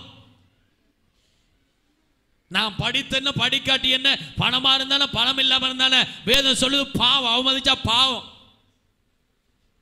என வேதத்தில் தெளிவா ஆண்டவர் எழுதி வச்சிருக்கா, ஒருவனை அற்பமாய் எண்ணாத, ஒருவனை ஏற்றுக்கொள்ள மறுக்காத, அவன் கீழ் ஜாதி என்றவனை தள்ளி விடாத, ஒதுக்கி விடாத, அவனுக்குரிய தேவ தூதர்களும் பரலோகத்தில் என்னால் வைக்கப்பட்டிருக்கிறார்கள். அல்லேலூயா. அவர்களுக்கும் ஜீவ புத்தகத்தில் பேர் எழுதப்படுகிறது. பரலோகத்தில் ஜீவ புத்தகத்தில் இந்த சாதி அந்த சாதி இந்த சாதி என்று வேற வேற புத்தகம் இல்ல, இருக்கிறதே ஒரு புத்தகம் தான். அல்லேலூயா. அவன் பேரு வேளாளர் சாதியோட பேரு 7வது எழுதியிருந்தா 8வது பக்கத்தை ஒட்டிட்டு தான் இருக்கும். ஒரு அல்லேலூயா சொல்லுங்களாப்பா, சத்தம் வராம சொல்லுங்க பாபா. அல்லேலூயா. யோசிச்சு பார்க்கிறேன், வேதனைக்குரிய விஷயம். அன்றைக்கு ஒரு அம்மா சொன்னாங்க, பாஸ்டர் ஒரு திருமணம் பாருங்க, கல்யாணம் ஒன்று பாருங்க. நான் சொன்ன பார்க்கலாம், தெரியும் தானே பாஸ்டர், அப்படி இப்படி எப்படி இப்படி எப்படி இப்படி தெரியும் தானே பாஸ்டர், நம்மட சாதி நம்மட சனங்களோட பேக்ரவுண்ட்லாம் கொஞ்சம் அப்படி அது இது பார்ப்பாங்க. நான் ஏது இது பார்க்குறேன். அப்போதான் நான் கேட்டேன், 2 கண்ணு, வடிவான மூக்கு, ஒரு வாய், 2 கை 2 காலு, சரீரம் அழகா இருந்தா போதும் தானே. என்ன பாச நீங்க என்ன ஜோக் அடிக்கலாம்? ஜோக் அடிக்கல, எப்படி அப்பா பார்க்க சொல்லியாச்சு. ஒரு கிழமை கழிச்சு திருப்பி போன் பண்ணி சொன்னேன், ஒரு பொண்ணு இருக்கிறாங்க. பாஸ்டர் எங்க இருக்கிறாங்க? நான் இந்த இடத்துல இருக்கிறாங்க. என்ன சாதி போச்சு, என்ன சாதி போச்சு? சர்ச்சுக்கு போய் என்ன பிரயோஜனம்? நீ பைபிளை கையில் எடுத்து என்ன பிரயோஜனம்? நான் சொன்ன எந்த சர்ச் இருந்தால் உன்னை திறத்திடுவோம் ஒரு அடியா. சர்ச் நடந்து கொண்டே எழுப்பி திறத்துவேன். சாதியெல்லாம் இங்கே இல்லை. சாதியெல்லாம் இருக்கிறது ஒரே சாதி தான், மனித ஜாதி. அது தேவ சாயல்ல ஜாதி. அப்ப நான் பிறகு சொன்னேன், ஓகே ஒருவேளை பார்த்து கட்டி தந்தா வேற வேற பிளேட்டும் வேற வேற சட்டியும் வேற வேற பானையும் இருக்கும். வேற வேற கிணறு கட்டுவீங்க, வேற வேற டாய்லெட் கட்டுவீங்க. வந்துச்சா யுத்தம்? ஒரு மடுவுல எல்லா சாதியும் போகுது. குந்திருந்து ஒரு டாய்லெட்ல எல்லா சாதியும் போகுது. ஒரு கிணத்துல எல்லா அள்ளி குளிக்குது. ஒரே பைப்ல வாழ தண்ணி எல்லாரும் குளிக்கிறாங்க. அப்ப வந்துச்சா இது சாதி இல்ல? எங்க போனது? கர்த்தர் சர்வ வல்லவர். அல்லேலூயா. நம்ம இப்படி பார்க்கிறோமல்ல, ஒரே சிரட்டையில் எல்லா ஜாதியும் குடிக்க வைப்பார். நடந்துச்சு. இந்த கேள்வியில் தாங்க தாங்க தாங்க ஏன் இல்லை? என்னையா சாதி? அவமதிக்கிறது பாவம். நீ பாப்பா, வேதம் சொல்றது அவமதிக்க இன்றைக்கு வரைக்கும் சபையில் இருக்கு. என்னோட ஒரு ஊழியக்காரன் இருந்தான். அவர் என்ன செய்வார்னு சொன்னா, நான் அடிக்கடி ஒரு ரூமுக்கு போவேன், எனக்காக வேற கப் வச்சிருப்பார், எனக்காக வேற பிளேட் இருக்கும். நான் சில நேரம் தப்பி தவறி நம்ம தான், நம்ம ஊழியக்காரன் தான், நம்ம சேச்சால் தான் சொல்லி தப்பி தவறி மாறி அவரை கப் எடுத்தா, இது என்ன கப்பு? எனக்கு இது விளங்கவே இல்லை, நாள் கணக்கா விளங்கவே இல்லை. நான் நினைச்சேன் ஒரே மாதிரி இருக்கிறபடினால எண்ட கப்பு இல்லடா, உண்ட கப்புக்கு ஒரு அடையாளம் வச்சிருக்கேன், இது எண்ட கப்பு. போச்சு. புறதான் பார்த்தா அவர் உயர்ந்த சாதியான், நான் தாழ்ந்த சாதியான். இந்த சாதி அந்த கப்பு எடுக்கக்கூடாது. ஒரு அல்லையே சொல்லுங்க பாப்போம். ஆண்டவருக்கு அல்லையே சொல்லுங்க பாப்போம். எனக்கு தெரியவே தெரியாது. அதுக்கு பிறகு அவரோட ரூம் பக்கம் நான் தலை வச்சு படுத்ததே இல்லை, போறதே இல்லை. இது நமக்கு ஒத்து வராது. நாம எல்லா சாதியோட உருண்டு புரண்டு திண்டு குடிச்சு எழும்பி வார கூட்டம். இது அவருக்கு சரி வராது, எனக்கு சரி வராது, விலகிட்டேன். ஏன் தம்பி வாரல? இல்லைண்ண, அது எனக்கு வேலைண்ண, எனக்கு கொஞ்சம் டைம் இல்லை, எனக்கு அங்கெல்லாம் போறது. அப்படியா, சரி சும்மா சரி வந்துட்டு போவேன், நேரம் இல்லைண்ண. சும்மாவும் வரையிலண்டா, சும்மா வந்தா உள்ளுக்க கொண்டு போவீங்க, அந்த கப் அடிப்பீங்க, என் மனசு யோசிக்கும், பாரப்படும், வேணாம், நான் இப்படியே இருந்துக்கிறேன். அவரிடத்துல சொல்லாமலே நான் அவமதிச்சிட்டா. அந்த கப்பு காட்டி கொடுத்தது, அந்த சாப்பாட்டு பிளேட் காட்டி கொடுத்தது. இன்றைக்கு அநேகர் அப்படித்தான். நாங்களும் அப்படி இல்லையே. அவன் போட்டது கலடி தந்தா சேட்டத்துக்கு ஓடிட்டு போகிற ஆள் தான் நம்ம. அது ஊத்தையா 10 நாள் கலவுனா பரவாயில்லடா, உடம்பை மறைச்சா சேட்டு போதும், குளிர் அடிக்கு தான் போட்டுட்டு போயிடும், அது எப்படி இருந்தாலும் பரவாயில்ல. அப்படி வாழ்ந்த கூட்டம் நம்ம. ஆனால் தேவன் நமக்கு எல்லாவற்றையும் அந்த நாட்டுக்கு என்ன செய்றார்? பழக்கி வைத்தார். அல்லேலூயா, அல்லேலூயா. பெரிய கதிரை போட்டு கம்பளமெல்லாம் பிரித்து, இது இவருக்கு அவருக்கு வேணாம், அவமதிக்க கூடாது. எல்லாரும் தேவனுடைய பிள்ளைகள். ஒரு ஆமென் சொல்லுங்க பாப்போம். பரிசுத்த வேதாகமத்தை நீங்க நல்லா வாசித்து பாருங்க. நானும் பல தடவைகள் முழுவதா வாசிச்சு பார்த்த இந்த சாதியை குறித்து எழுதப்படவே இல்லை. இப்படி இருக்குன்னு அப்படி இருக்கணும் எழுதப்படலை. இருக்கு சாதி. ஆனா இன்றைக்கு கிறிஸ்துவுக்குள்ள வந்தா ஞாயிற்றுக்கிழமை என்ன சொல்றோம்? ஒரே சரீரம், ஒரே இரத்தம், ஒரே இயேசு. பரலோகத்தில் பெரிய பிரச்சனை இருக்கு. இங்க முடிஞ்சு அங்க போனா பெரிய பிரச்சனை. ஏன்? சாதி பிரச்சனை இருக்காங்க. யோசிக்கிறாங்க, நான் 15 வருஷம், நான் 20 வருஷம், நான் 30 வருஷம், உனக்கு தெரியுமா நான் வந்தலா, நீ இப்போதான் வந்துட்டு, எப்போதான் வந்தான்னு. தேவனுக்கு விரும்பின தேவன் அப்படித்தான் செய்வார். அல்லேலூயா. யாரையும் அவமதிக்க கூடாது, யாரை அற்பம் பண்ணக்கூடாது, யாரை இழிவா பேசக்கூடாது. வேதம் தெளிவா சொல்லுது பாருங்க. மார்க்கு சுவிசேஷம் 11ஆம் அதிகாரத்துக்கு வருவீர்களே ஆனால் 11:27 தொடங்கி 28 வசனங்களை பாருங்கள். அழகாக வேதம் சொல்லுகிறது. அருமையாய் தேவன் சொல்லுகிற வார்த்தை கவனித்து பாருங்க. 27, 28 வசனங்களை வாசிங்க. அவர்கள் மறுபடியும் எருசலேமுக்கு வந்தார்கள். அவர்கள் தேவாலயத்திலே உலாவிக் கொண்டிருக்கையில் பிரதான ஆசாரியன் வேதபாரகரும் மூப்பரும் அவரிடத்தில் வந்து நீர் எந்த அதிகாரத்தினால் இதை செய்றீங்க? இவைகளை செய்கிறதுக்கு உனக்கு அதிகாரம் கொடுத்த யார்? யார் கேட்கிறாங்க? பிரதான ஆசாரியர், மூப்பர்கள், வேதபாதகர்கள். சரி, அதுல சதிசேர் பதிசேர் உள்ள வரலன்னு வைங்கள. இந்த 3 குழுக்கள் மிக முக்கியமானவங்க வந்து கேட்கிறாங்க, உனக்கு இந்த அதிகாரத்தை தந்தது யாரு? யார் உனக்கு தந்து? அவமதிக்கிறாங்க, ஏற்றுக்கொள்றாங்களே. வேற அவமதிக்கிறா ஏற்க மறுப்பது. ஏற்றுக்கொள்ளல. ஏண்டா நாங்க இவ்வளவு காலமா பிரசங்கம் பண்ணிக்கிட்டு இருக்கிறோம், நாங்க இவ்வளவு காலமா போதிச்சுக்கிட்டு இருக்கிறோம், நாங்க இவ்வளவு காலமா ஜெபம் பண்ணிக்கிட்டு இருக்கிறோம், இவ்வளவு காலமா ஊருக்கு எங்களுக்கு நல்ல நல்ல வருகை, நல்ல அமோகம், நல்ல வரவேற்பு, கௌரவம் இருந்தது. நீ இப்ப கெடுக்க வந்துட்டான். ஏண்டா இவருடைய உபதேசம் இந்த 3 குழுக்களை பார்க்கிலும் கொஞ்சம் வித்தியாசமா இருந்தது. அல்லேலூயா. அது கிருபை பொருந்தியதா இருந்தது, அதிகாரம் உள்ளதா இருந்தது. இவங்க செய்யல, அவர் செய்றாரு. ஆமென் சொல்லுங்க பாபு. அல்லேலூயா. இவங்க செய்யல, அவர் செய்றாரு. செய்ய வந்த பொழுதுதான் இந்த 3 குழுக்களும் சேர்ந்து பிளான் பண்ணிச்சு, இவனை செய்ய விடக்கூடாது, நாம பண்ணுவோம். அது பழமொழி வருது, இதற்கு வேணாம். இன்னைக்கு அநேகர் அப்படித்தான். எந்த அதிகாரத்தினால்? அவமதிக்கிறது, ஏற்றுக்கொள்ள மறுப்பது. வேதம் சொல்லுகிறது பாவம்.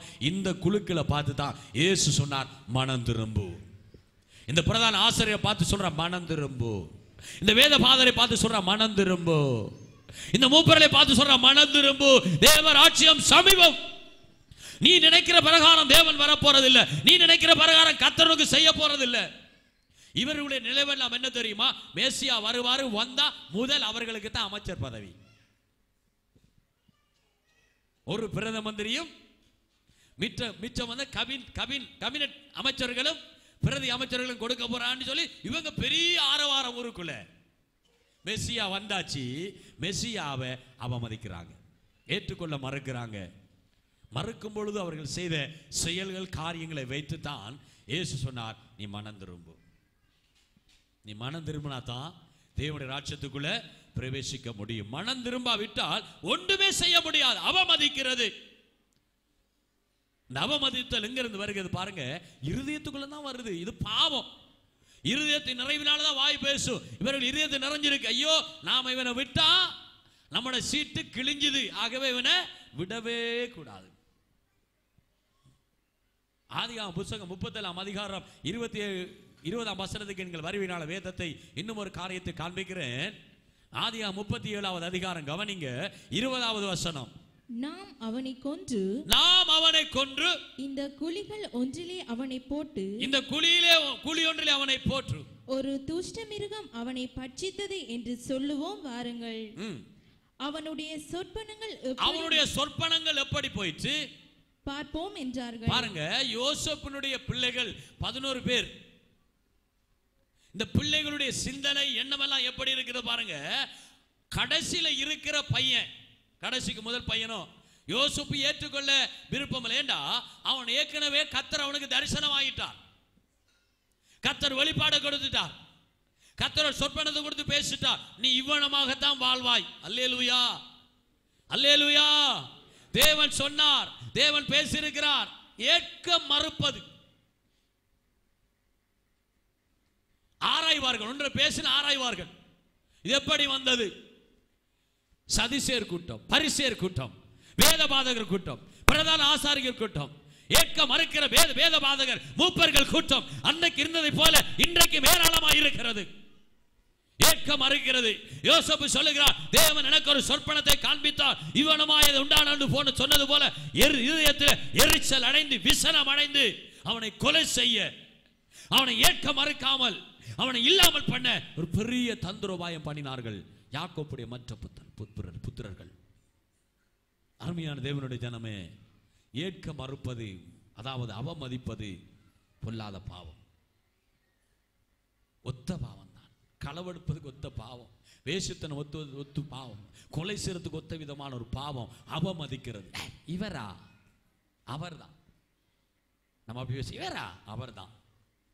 சில வேளை ஞாயிற்றுக்கிழமை சேவிசில் நான் இல்லை, வேற யாரும் பிரசங்கம் பண்ண இவரா பேசுறது உனக்கு பாவம். அது சேர்ச்சுக்கு இருந்து கொண்டே பாவம் பண்றாய். இவரா வந்திருக்கிறது. சில பேர் கூட்டங்களுக்கு அழைப்பு கொடுத்தோன்னு கேட்பாங்க, யாராவது வாராங்களா? அவர் ஒரு வேதபாதகர். கேட்பாங்க, ஆறாலும் வெளியில இருந்து வாராங்களா? நான் கேட்கிறேன், என்னதுக்கு வெளியில இருந்து வரணும்? வெளியில இருந்து வந்து அந்த சேர்ச்சை நடத்துறாங்க, வெளியில இருந்து வந்தா நமக்கு காணிக்க கொடுக்குறாங்க, நம்ம சாப்பாடெல்லாம் கவனிக்கிறாங்க. கர்த்தர் ஐயா, கர்த்தர் இருக்கிறார், வெளியில இருந்து வர வேண்டிய அவசியம் இல்லை. அவமதித்து பேசுறது. ஆறு பெரியாக்கள் வராங்களா? ஆறு பெரியவன். இப்படிதான் இன்றைக்கு அநேக வேதபாதகர், பரிசேர் கூட்டம், பிரதான ஆசாரியர்கள், மூப்பர்கள், மற்றர்கள் நிறைய பேர் இருக்கிறாங்க. இலங்கையில் இருக்காங்க. வெளியில இருந்து யாரும் வராங்களா? பாஸ்டர் என்னதுக்கு வர? கல்யாணத்துக்கா? இங்க கர்த்தர் வச்சிருக்கிறார். ஒன்னு என்னதுக்கு வச்சிருக்கார்? ஒன்னு என்னது கர்த்தர் வச்சிருக்கார்? அவமதித்து பேசுற யோசிப்பு. அவங்க யோசிக்கிறேன், நாங்க பெரிய ஆளும் இல்லை, சின்ன ஆளும் இல்லை. பரலோகத்தில் தேவன் எனக்கு சொல்லி வச்ச ஒன்றுதான், எனக்கு ஊழியம் செய்கிறவன் என் சித்தம் செய்கிறவன் பரலோகத்தில் என்னோட இருப்பான். ஆமென். ராமே சொல்லுங்க பாப்பா. அல்லேலூயா. எனக்கு பிரியமா எவன் நடக்கிறானோ அவன் என்னோடு கூட பரலோகத்தில் இருப்பான். பெரியவன் சிறியவன் தேவன் சொல்லவே இல்லை. இருக்கும் பொழுதே இயேசு சொன்னார், எவன் பெரியவனாக விரும்புகிறானோ, எவன் பெரியவன் நினைக்கிறானோ அவன் வேலைக்காரன் முதலாவது பூமியில் இருக்கட்டும். வேலை செய்றவன் தான் பரலோகத்தில் பெரியவன். அல்லேலூயா சொல்லுங்க பாப்போம். நீங்க கர்த்தருக்கு வேலை செய்தா பரலோகத்தில் உங்களை விட பெரிய ஆட்கள் இல்லவே இல்லை. தேவன் தெளிவா சொன்னா, ஒருவன் முதன்மையா இருக்க விரும்பினா ஊழியக்காரன் இருக்கட்டும், பெரியவனாக விரும்பினா முதல் பூமியில வேலை செய்யட்டும். வேலை செய்யறலாம் விருப்பம் இல்லை சார், நாங்க பிரசங்கம் மட்டும் தான் பண்ணுவோம்.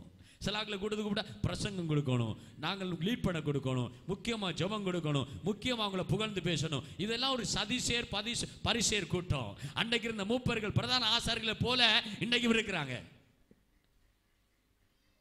அருமையான தேவனுடைய ஜனமே, அவமதிப்பது, ஏற்க மறுப்பது இது பாவம். எல்லாரும் தேவனுடைய பிள்ளைகள். நீங்க வேதத்துல பாருங்க, மனிதனை தேவன் தேவ சாயலாய் படைத்தார். அல்லேலூயா. படைக்கும் பொழுது ஜாதியா படைக்கல, படைக்கும் பொழுது ரெவரன் டாக்டர் பாஸ்டர் என்று படைக்கல, படைக்கும் பொழுது பெரியவன் சிறியவன் என்று படைக்கல, படைக்கும் பொழுது அழகானவன் அழகில்லான்னு படைக்கல, பெரியவன் வசதி உள்ளவன் ஏழை என்று படைக்கல. தேவன் மனிதனை தேவ சாயலா தான் படைச்சாரு. ஒரே ஜாதி. ஒரு கைதட்ட ஆண்டவர் படுங்க பாவம். ஒரே ஒரு ஜாதி, வேற்று ஜாதியே இல்ல, வேற்று குலமையில ஒரு ஜாதி, அது மனித ஜாதி, அது தேவ சாயலுக்கு ஒத்த ஜாதி. ஆமென், அல்லேலூயா. யாராவது திருமணம் கல்யாணம் கேட்டு போய் என்ன சாதின்னு கேட்டா நீங்க என்ன செய்யுங்கடா, இயேசு சொன்னாரல்ல, தூசிய காலுக்கு தூசிய தட்டிட்டு வாங்கன்னு சொல்லி அப்படியே உதறி போடுவாங்க கையை. வேணாம், இது எனக்கு, இது கர்த்தருக்கு உகந்த திருமண வாழ்க்கை இல்லை. வந்தீங்கன்னா ஆசீர்வதிக்கப்படுவீங்க. ஐயா பாஸ்டர், நல்ல வீடு, நல்ல ஒரு கார், மாப்பிள்ளை கொஞ்சம் வசதியா வடிவா இருக்காரு, போனீங்களா? சில வீடுகளில் குரங்குகளை கட்டி போட்டிருப்பாங்க, அப்படி இடுப்புல ஒரு ரவுண்டு போட்டு அதுல ஒரு சங்கிலி ஓடும், பாய் நல்லா பாயும். குரங்கு எங்க பாயும்? ஒரு 10 அடி தான் பாயும். ஏண்டா கழுத்துல சங்கிலி விடாது அங்கால பாய. இன்றைக்கு அநேக கிறிஸ்தவ பிள்ளைகள வாழ்க்கை பிடித்தான். ஆண்கள வாழ்க்கை மாட்டிட்டாங்க. இனி கலட்டையில் அது இடுப்புல போட்டா கலட்டலாமா? பிச்சு தான் எடுக்கணும், டிவோர்ஸ் தான் போய் நிற்கணும். வேணாம், இருக்கக்குள்ள சரியா இருந்தா தேவன் எல்லாம் சரியா செஞ்சுக்கிட்டே போவார். ராமே சொல்லுங்க பாபு. மூன்றாவது காரியம் முடிக்க போறேன். மூன்றாவது காரியத்தை நீங்க பாப்பீங்கன்னா, வேதம் தெளிவாய் சொல்லுகிறது. அவமதிக்கிற காரியத்தில் தெளிவாக நாம் இன்னும் அதிகமான வேத வசனங்கள் வேதத்தில் எழுதப்பட்டிருக்கிறது. இன்னும் ஒரு வசனத்தை நாங்கள் பார்த்து மூன்றாவது காரியத்துக்கு போவோம். மார்க்கு சுவிசேஷம் 10ஆம் அதிகாரம் 15ஆம் வசனத்தை பார்த்தீங்கன்னா, அவமதிக்கிற காரியம் என்னும் ஒரு காரியம். எவனாகிலும் சிறு பிள்ளையை போல் தேவனுடைய ராஜ்யத்தை ஏற்றுக்கொள்ளாவிட்டால், எவனாகிலும் சிறு பிள்ளையை போல, சிறுவர்களை நம்ம என்ன செய்ற, இவன் சின்ன பையன். ஒரு பழமொழி இருக்கிறது, சின்னவர்கள் செய்கிற வேளாண்மை வீடு வந்து சேராது. அது பழமொழி. ஆனா வேதம் என்ன சொல்லுது? எவன் தன்னை சின்ன பிள்ளையை போல, சிறு பிள்ளையை போல விட்டு கொடுத்து மனம் திரும்பி ஏற்றுக்கொண்டிருக்கிறானோ அவன் தான் அவன் பரலோகத்துக்குரியவன். ஆமென், அல்லேலூயா. நீ சின்ன பிள்ளைய நாம் அவமதிக்கலாம், சின்ன பையன் தானே, இவன் பேசிட்டானா? இல்ல, கர்த்தர் சின்னவனையும் கொண்டு பேசுவார். ஒரு ஆமை சொல்லுங்க பாவம். அல்லேலூயா. 12 வயது நிரம்பின இயேசு தேவ ஆலயத்துக்குள்ள பிரசங்கம் பண்ணும் பொழுது யூதர்கள் மத்தியில், ஜனங்கள் மத்தியில் எல்லாரும் ஆச்சரியப்பட்டா. என்ன ஆச்சரியப்பட்டா தெரியுமா? இவனுடைய வயது 12, இவனுக்கு இந்த இது எங்க இருந்து வந்தது? அது அங்க இருந்து வந்தது. ஒரு கை தட்டு போடுவோமா? பரலோகத்தில் இருந்து வரும். அது வந்தா வந்ததுதான். ஆமென். அது நல்லதா? ஆச்சரியப்படுகிறார்கள். இவங்கெல்லாம் பார்க்கறாங்க சின்னவன், ஆனா பரலோகத்தில் தேவன் அந்த சின்னவனை கொண்டு பெரியவங்களுடைய புத்தியை திறக்கிறார். அவமதிக்கிறாங்க, ஆனா இவன் அங்க ஆண்டுடைய வேலையை செஞ்சுக்கிட்டு இருக்கிறான். மூன்றாவது காரியத்தை பாருங்க. வேதம் சொல்லுகிறது, யாக்கோபின் புத்தகம் 2ஆம் அதிகாரம் 9ஆம் வசனத்துக்கு நீங்கள் வருவீர்களே ஆனால் வேதம் தெளிவாய் சொல்லுகிறது, பட்சபாதம் உள்ளவர்களாய் இருப்பீர்களானால், பட்சபாதம் இல்லாதவர்களாய் இருங்க. ஒரு ஆமை சொல்லுங்க பாப்போம். பட்சபாதம் பார்க்கிறண்டா பாகுபாடு பார்க்கிறது, இது பாவமா? வாசிங்க தொடர்ந்தது. பாவம் செய்து முழு வாசிங்க. பட்சபாதம் உள்ளவர்களாய் இருப்பீர்களானால், பட்சபாதம் உள்ளவர்களாய் இருப்பீர்களே ஆனால், பாவம் செய்து மீறினவர்கள் என்று நியாய பிரமாணத்தால் தீர்மானிக்கப்படுவீர்கள். என்ன பட்சபாதம் காட்டுதல் அப்படின்னா நம்மளோட பாசையில பாகுபாடு. கொஞ்சம் வசதியா கார்ல வந்திருக்காரு, வேன்ல வந்திருக்காரு, பிரதர் வாங்க, அவரை கூப்பிட்டு பாஸ்டர் புல்பிட்ல வச்சு என்ன செய்றாரு? புகழ்றார்.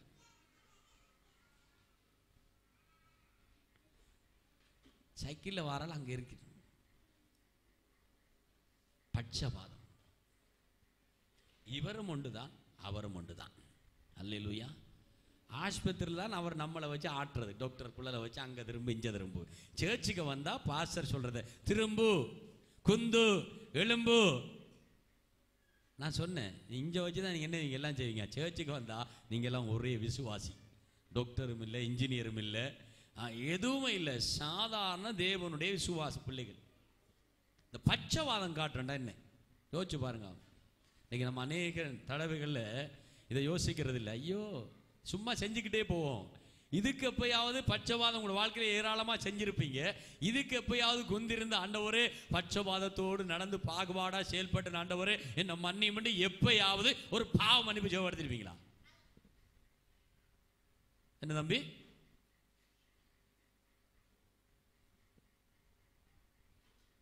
செஞ்சிருப்போமா? இல்லை. இன்னைக்கு நம்முடைய அநேகமாக வெளியில பார்க்கிறத விட உள்ளுக்குள்ள பார்ப்போம். இயேசு யூதர்களை பார்த்து சொன்னார், பரிசேயர் சதுசேயர் கூட்டத்தை பார்த்து சொன்னார், நீ வெளியில கை கழுவுறத மாத்திரம் தான் பார்க்கிறா, உன்னுடைய இருதயம் அசுத்தம் நிறைஞ்சிருக்குது. வெளியில போக தேவையில்ல, முதல் உள்ள பார்ப்போம்.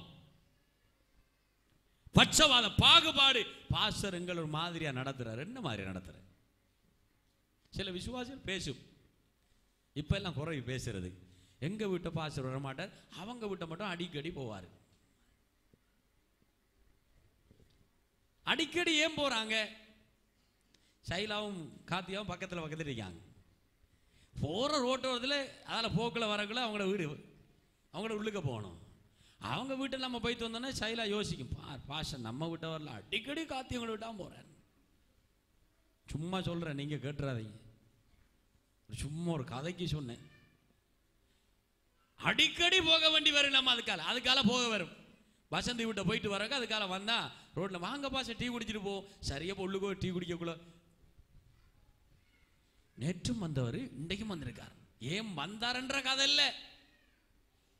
உடனே என்ன கதை பாருங்களேன், கதை விட்ட மட்டும் அடிக்கடி வாரார் பாஸ்டர். அவருக்கு ஒரு பாகம். ரெண்டு விசுவாசிட்ட போய் சொல்றேன், எங்க விட்ட வாராரே இல்லை பாஸ்டர். அப்படியே போய் செஞ்சேன். அவங்களுக்கு செய்யவும் இல்லை, செய்ய மாட்டேன், அவங்க பேசவும் இல்லை. சும்மா சொன்ன. இப்படிதான் நடக்குது பாகுபாடு. இருக்கிறவன் இல்லாதவன், நமக்கு எல்லாம் உண்டுதான். அல்லேலூயா. சில விசுவாசிகள் போனோன்னா பக்கத்து வீட்டுக்கு ஓடும். என்னன்னு கேட்டா, பாஸ்டருக்கு இருக்க கதிர் இல்ல. நான் சொல்ற பாய விரி, பாய் இல்லைண்டா மண்ணை விடு, மண்ணில் இருக்க. பக்கத்து வீட்டுக்காரர் என்ன நினைப்பான், பாருவார் இந்த பாஸ்டர் வந்தவர் அவங்க வீட்டை கதிர் இல்லைன்னு தெரிஞ்சு நம்ம வீட்டை கதிரை வாங்க அனுப்பியிருக்காரு. கேட்பாங்களா இல்லையா? விசுவாசிகள் ரொம்ப கவனமா இருக்கணும். கதிர் இல்லையா, பாய் இல்லையா, பாஸ்டர் விடுங்க, பாஸ்டர் மண்டான் இருக்கு, உட்காருங்க. உட்கார்ந்துருவேன். நீங்க சொல்லும் போதே உட்கார்ந்துருவேன். நான் மண்ணோட ஒட்டி பிறண்டு தவண்டு கிடந்த மனுஷன் நான். யோசிக்கிறது நம்ம. பாஸ்டர் இந்த கல்லு வீட்டுக்கு மட்டும் தான் போறாரு, எங்க வீட்டை வாராருல, குனிஞ்சு போகணும். எல்லா வீட்டுக்கும் போவேன். இந்த பாகுபாடு நம்ம வாழ்க்கையில் இருக்கக்கூடாது. ஒரு சமயத்தில் ஒரு 2 வருஷம் 3 வருஷத்துக்கு ஒரு கூட்டம் நடத்தினேன் நான். பாஸ்டர் விஜயன் போயிட்டு ஒரு கேட்டாங்களா, நீங்க அவரோட போஸ்டல்ல நின்று கூட்டம் நடத்தி இருக்க கூடாது, நீங்க ஒரு நாள் அவருக்கு பேச கொடுத்துருக்க கூடாது. அப்பதான் அவர் கேட்டார், ஏனண்டு நீங்க இப்ப ஒரு எத்தனை வருஷம் 30 வருஷம் ஊழியம் பண்றீங்க, அவர் இப்பதான் வந்தீங்க, ஒரு 15 வருஷம் வந்தீங்க, நீங்க அவரோட இருக்க ஒரு லேக் இல்லை, டேலண்ட் இல்லை. அப்பதான் அவர் கேட்டார், ஜவா பைபிள் இருக்கு காட்டுவா பண்றாரா? பைபிள் எழுதி வச்சிருக்கா, பைபிள் எழுதி வச்சிருக்கா. என்ன பிரச்சனை? அவரை கூப்பிட்டு நடந்தல, அவரை கூப்பிட்டு போஸ்டல்ல போட்டு அவரை பேச வைக்கிறது விடல. அப்பதான் அவருக்கு பைபிள் ஸ்டடி கொடுத்தாரு. என்ன தெரியுமா? முந்தினோர் பிந்தினராயும் பிந்தினோர் முந்தினராயும் வேதத்தில் எழுதப்பட்டிருக்கு. வாய்ச்சி பார்வை. தேவனுக்கா இவன் சாதிக்க வலிக்கிறானோ அவனை கர்த்தர் நடத்துவார். ஆமென். நீங்க கொஞ்சம் என்ன, கொஞ்சம் முந்தி அழைக்கப்பட்டாக்கள், முந்தி ஒளிஞ்சாக்கள், இப்போ கொஞ்சம் பழைய ஆக்கள். எங்கப்பா வேதத்தில் இருக்குது? இந்த கூட்டம் அன்றைக்கு இருந்த பரிசேர் சதுசேர் கூட்டம் இன்றைக்கு வரைக்கும் இருக்கு. நான் பார்க்கிறத யோசிச்சு பாருங்க. யாரையும் தேவன் கொண்டு செய்ய தேவன் வல்லவராய் இருக்கிறார். அல்லேலூயா. ஏலிய செய்ய இயலாத போனபடினால், ஏலி சில காரியங்களை செய்து முடிக்க முடியாதபடினால கர்த்தர் யாரையும் கொண்டு என்ன செய்ய வல்லவராய் இருக்கிறார். ஆமென், அல்லேலூயா. தீர்க்கதரிசிட்ட பேசினார், தீர்க்கதரிசிட புத்தி துறவடல, தீர்க்கதரிசி கேட்கல, கீழ்ப்படியல, கழுதை கூட பேசினா கர்த்தர். அல்லேலூயா. அப்ப அவமதிப்பு தானே. பாருங்க, கழுதை பேசுது. யாருக்கு பேசுது? தீர்க்கதரிசியோட கழுதை பேசுது. ஒழுங்கா ஆண்டவர் பேசினாரா? பேசினாரா இல்லையா? ஒழுங்கா தானே பேசினார் தீர்க்கதரிசியோட ஆண்டவர். இன்னைக்கு அநேக விசுவாச ஊழியரோட கர்த்தர் ஒழுங்கா பேசுவார். ஒழுங்கா பேசினா யாருக்கு என்ன செய்யல? விருப்பம் இல்லை. ஒரே தரத்தில் சொல்லுங்களேன், சொல்ல மாட்டான். சுத்தி வரணும் பொய். ஒரு பொய் சொல்லி, 2 பொய் சொல்லி, 3 பொய் சொல்லி, 10வது பொய் சொல்லி வார நேரத்தில் விளங்கிற விஷயம் முடிச்சு. இந்த யுத்த காலத்தில் இதெல்லாம் பட்டி எனக்கு தெரியும். பிடிச்சு கொண்டு அட்டி. ஐயோ சார் எனக்கு தெரியாது. புலிகளை தெரியுமா? எனக்கு தெரியாது சார். அடே புலிகளை தெரியாது, எனக்கு தெரியாது சார். நான் காணவே இல்லை சார். முழுக்க முழுக்க அவன் ஏரியாவே இருந்து என்ன கண்ணுக்கு முன்னால போட்டு அடிக்கானுங்க. தெரியா சார், தெரியா சார், தெரியா சார், அடி. என்ன கூப்பிட்டானுங்கள். என்ன கூப்பிட்டாலும் தெரியுமா? நான் என்ன தெரியும் எங்கன்றியா? நான் என்ன டவுனுக்கு கைக்கும் காலுக்கு ஓடி தெரிஞ்சவன் தானே. பத்தியாடா, அவனுக்கு தெரியுது, உனக்கே தெரியல. அடி பொய். இவங்க நினைக்கிறது தெரியாண்டா விடுவாராண்டு. தெரியுமென்று சரி, எனக்கு ஒரு அடியும் இல்லை. எனக்கு தெரியும், எல்லாம் தெரியும். ஒன்றும் இல்லை. இப்போ காட்டில் இருக்காங்க, வாங்க ஒன்று காட்டுறாங்க. என்னோட வாங்க பாலத்துக்குங்க, வரையில் மாட்டா ஏலாது. இது அடி. எங்க கொக்கோடிச்சிலேருந்து பிடிச்சி வந்து அடி. தெரியா சார், தெரியா சார். சிந்திச்சு பாருங்க அன்னைக்கு விசுவாசோட நிலைமை. தெரியாது. வாய் திறந்தா போய். ஊழியக்காரனை தோத்து போவோம். வாய் திறந்தா போய். ஒருவர் இருக்க அடிக்கடி சொல்லுவார், எனக்கு அந்த அமைச்சர் வந்தார் வீட்டை, இந்த என்ன ஆளுநர் வந்தார் வீட்டை, அவர் என்னோட பேசினார். ஒன்றுமில்ல, வாய் தான் போய். இப்பதான் ஜி என்னோட பேசினாங்க. கொஞ்சம் தலை சொல்லுவார், ஜிக்கு ஒரு கோல் பண்ணி சொல்ல கொஞ்சம் என்ன விஷயத்தை பார்க்க சொல்லி. அவன் நீ இப்பதானே ஜியோனோட பேசுறதானே. பொய். வாய் திறந்தா பொய் சொல்லி ஒண்ட சொல்லி பாருங்க எவ்வளவு காரியத்தை நம்ம விடுறோம். வேதத்தை கவனிச்சு பாருங்க. வேதம் என்ன சொல்லுது? நம்ம பெரிய காரியங்களை விட்டுட்டு சிறிய காரியங்கள், பட்சபாதம், பாகுபாடு, இது நமக்குள்ள வேண்டாம். தேவ ஜனத்துக்கு வேண்டாம். இதை ஆண்டவர் இயேசு சதிசேர் கூட்டத்துக்கையும் பார்த்தார், பரிசேர் கூட்டத்துக்கையும் பார்த்தார், பிரதான ஆசிரியர்களையும் பார்த்தாரு, மூப்பர்களையும் பார்த்தாரு, வேதபாதர்களையும் பார்த்தாரு. பார்த்தவர் ஒன்றுமே செய்யல. கடைசியா சொன்னாரு, மனம் திரும்புங்க, தேவனுடைய ராஜ்யம் சமீபமாயிருக்கிறது. தேவராஜ்யம் சமீபம். மனம் திரும்பினா தான் ஆசீர்வாதம், மனம் திரும்பினா தான் வெற்றி. மனம் திரும்புதல் என்றால் யூட்டன் அடிச்சு வரணும் உடனே உடனே. அதுக்கு நம்ம நேர காலம் கேட்க, டோன்ட் பி டிலே, அவ்வளவுதான். தாமதம் இல்லாம உடனடியா செய்ய வேண்டிய காரியம் தான் இந்த மனம் திரும்புதல். இதைத்தான் தேவன் பார்க்கிறார். இன்னைக்கு நம்ம வாழ்க்கையை பாருங்க, எரிச்சல், கசப்பு, பொறாமை, வஞ்சகம், இதெல்லாம் நிறைய இருக்கு. இல்லைன்னு சொல்ல முடியாது. யாரும் இல்லைன்னு சொன்னா அது சுத்தமான விசுவாசி இல்லை. சிந்திச்சு பாருங்க பாப்போம். ஐயோ எனக்கு எரிச்சல் இல்லை பாஸ்டர், கையை வைத்துங்க பாப்போம். எனக்கு எரிச்சல் இல்லை, எனக்கு பொறாமை இல்லை, எனக்கு கசப்பு இல்லை, எனக்குள்ள முறுமுறுப்பு இல்லை. இல்லைன்னு சொல்லுங்க பாப்போம். எழும்புங்களை பாப்போம் ஒரு ஆளாவது. எனக்குள்ள ஒன்றுமே இல்லை. இதைத்தான் இயேசு பார்த்தார். பரிசேர் சதுசேர் கூட்டத்துக்கு பார்த்தார். டிலான் பார்த்தாரா?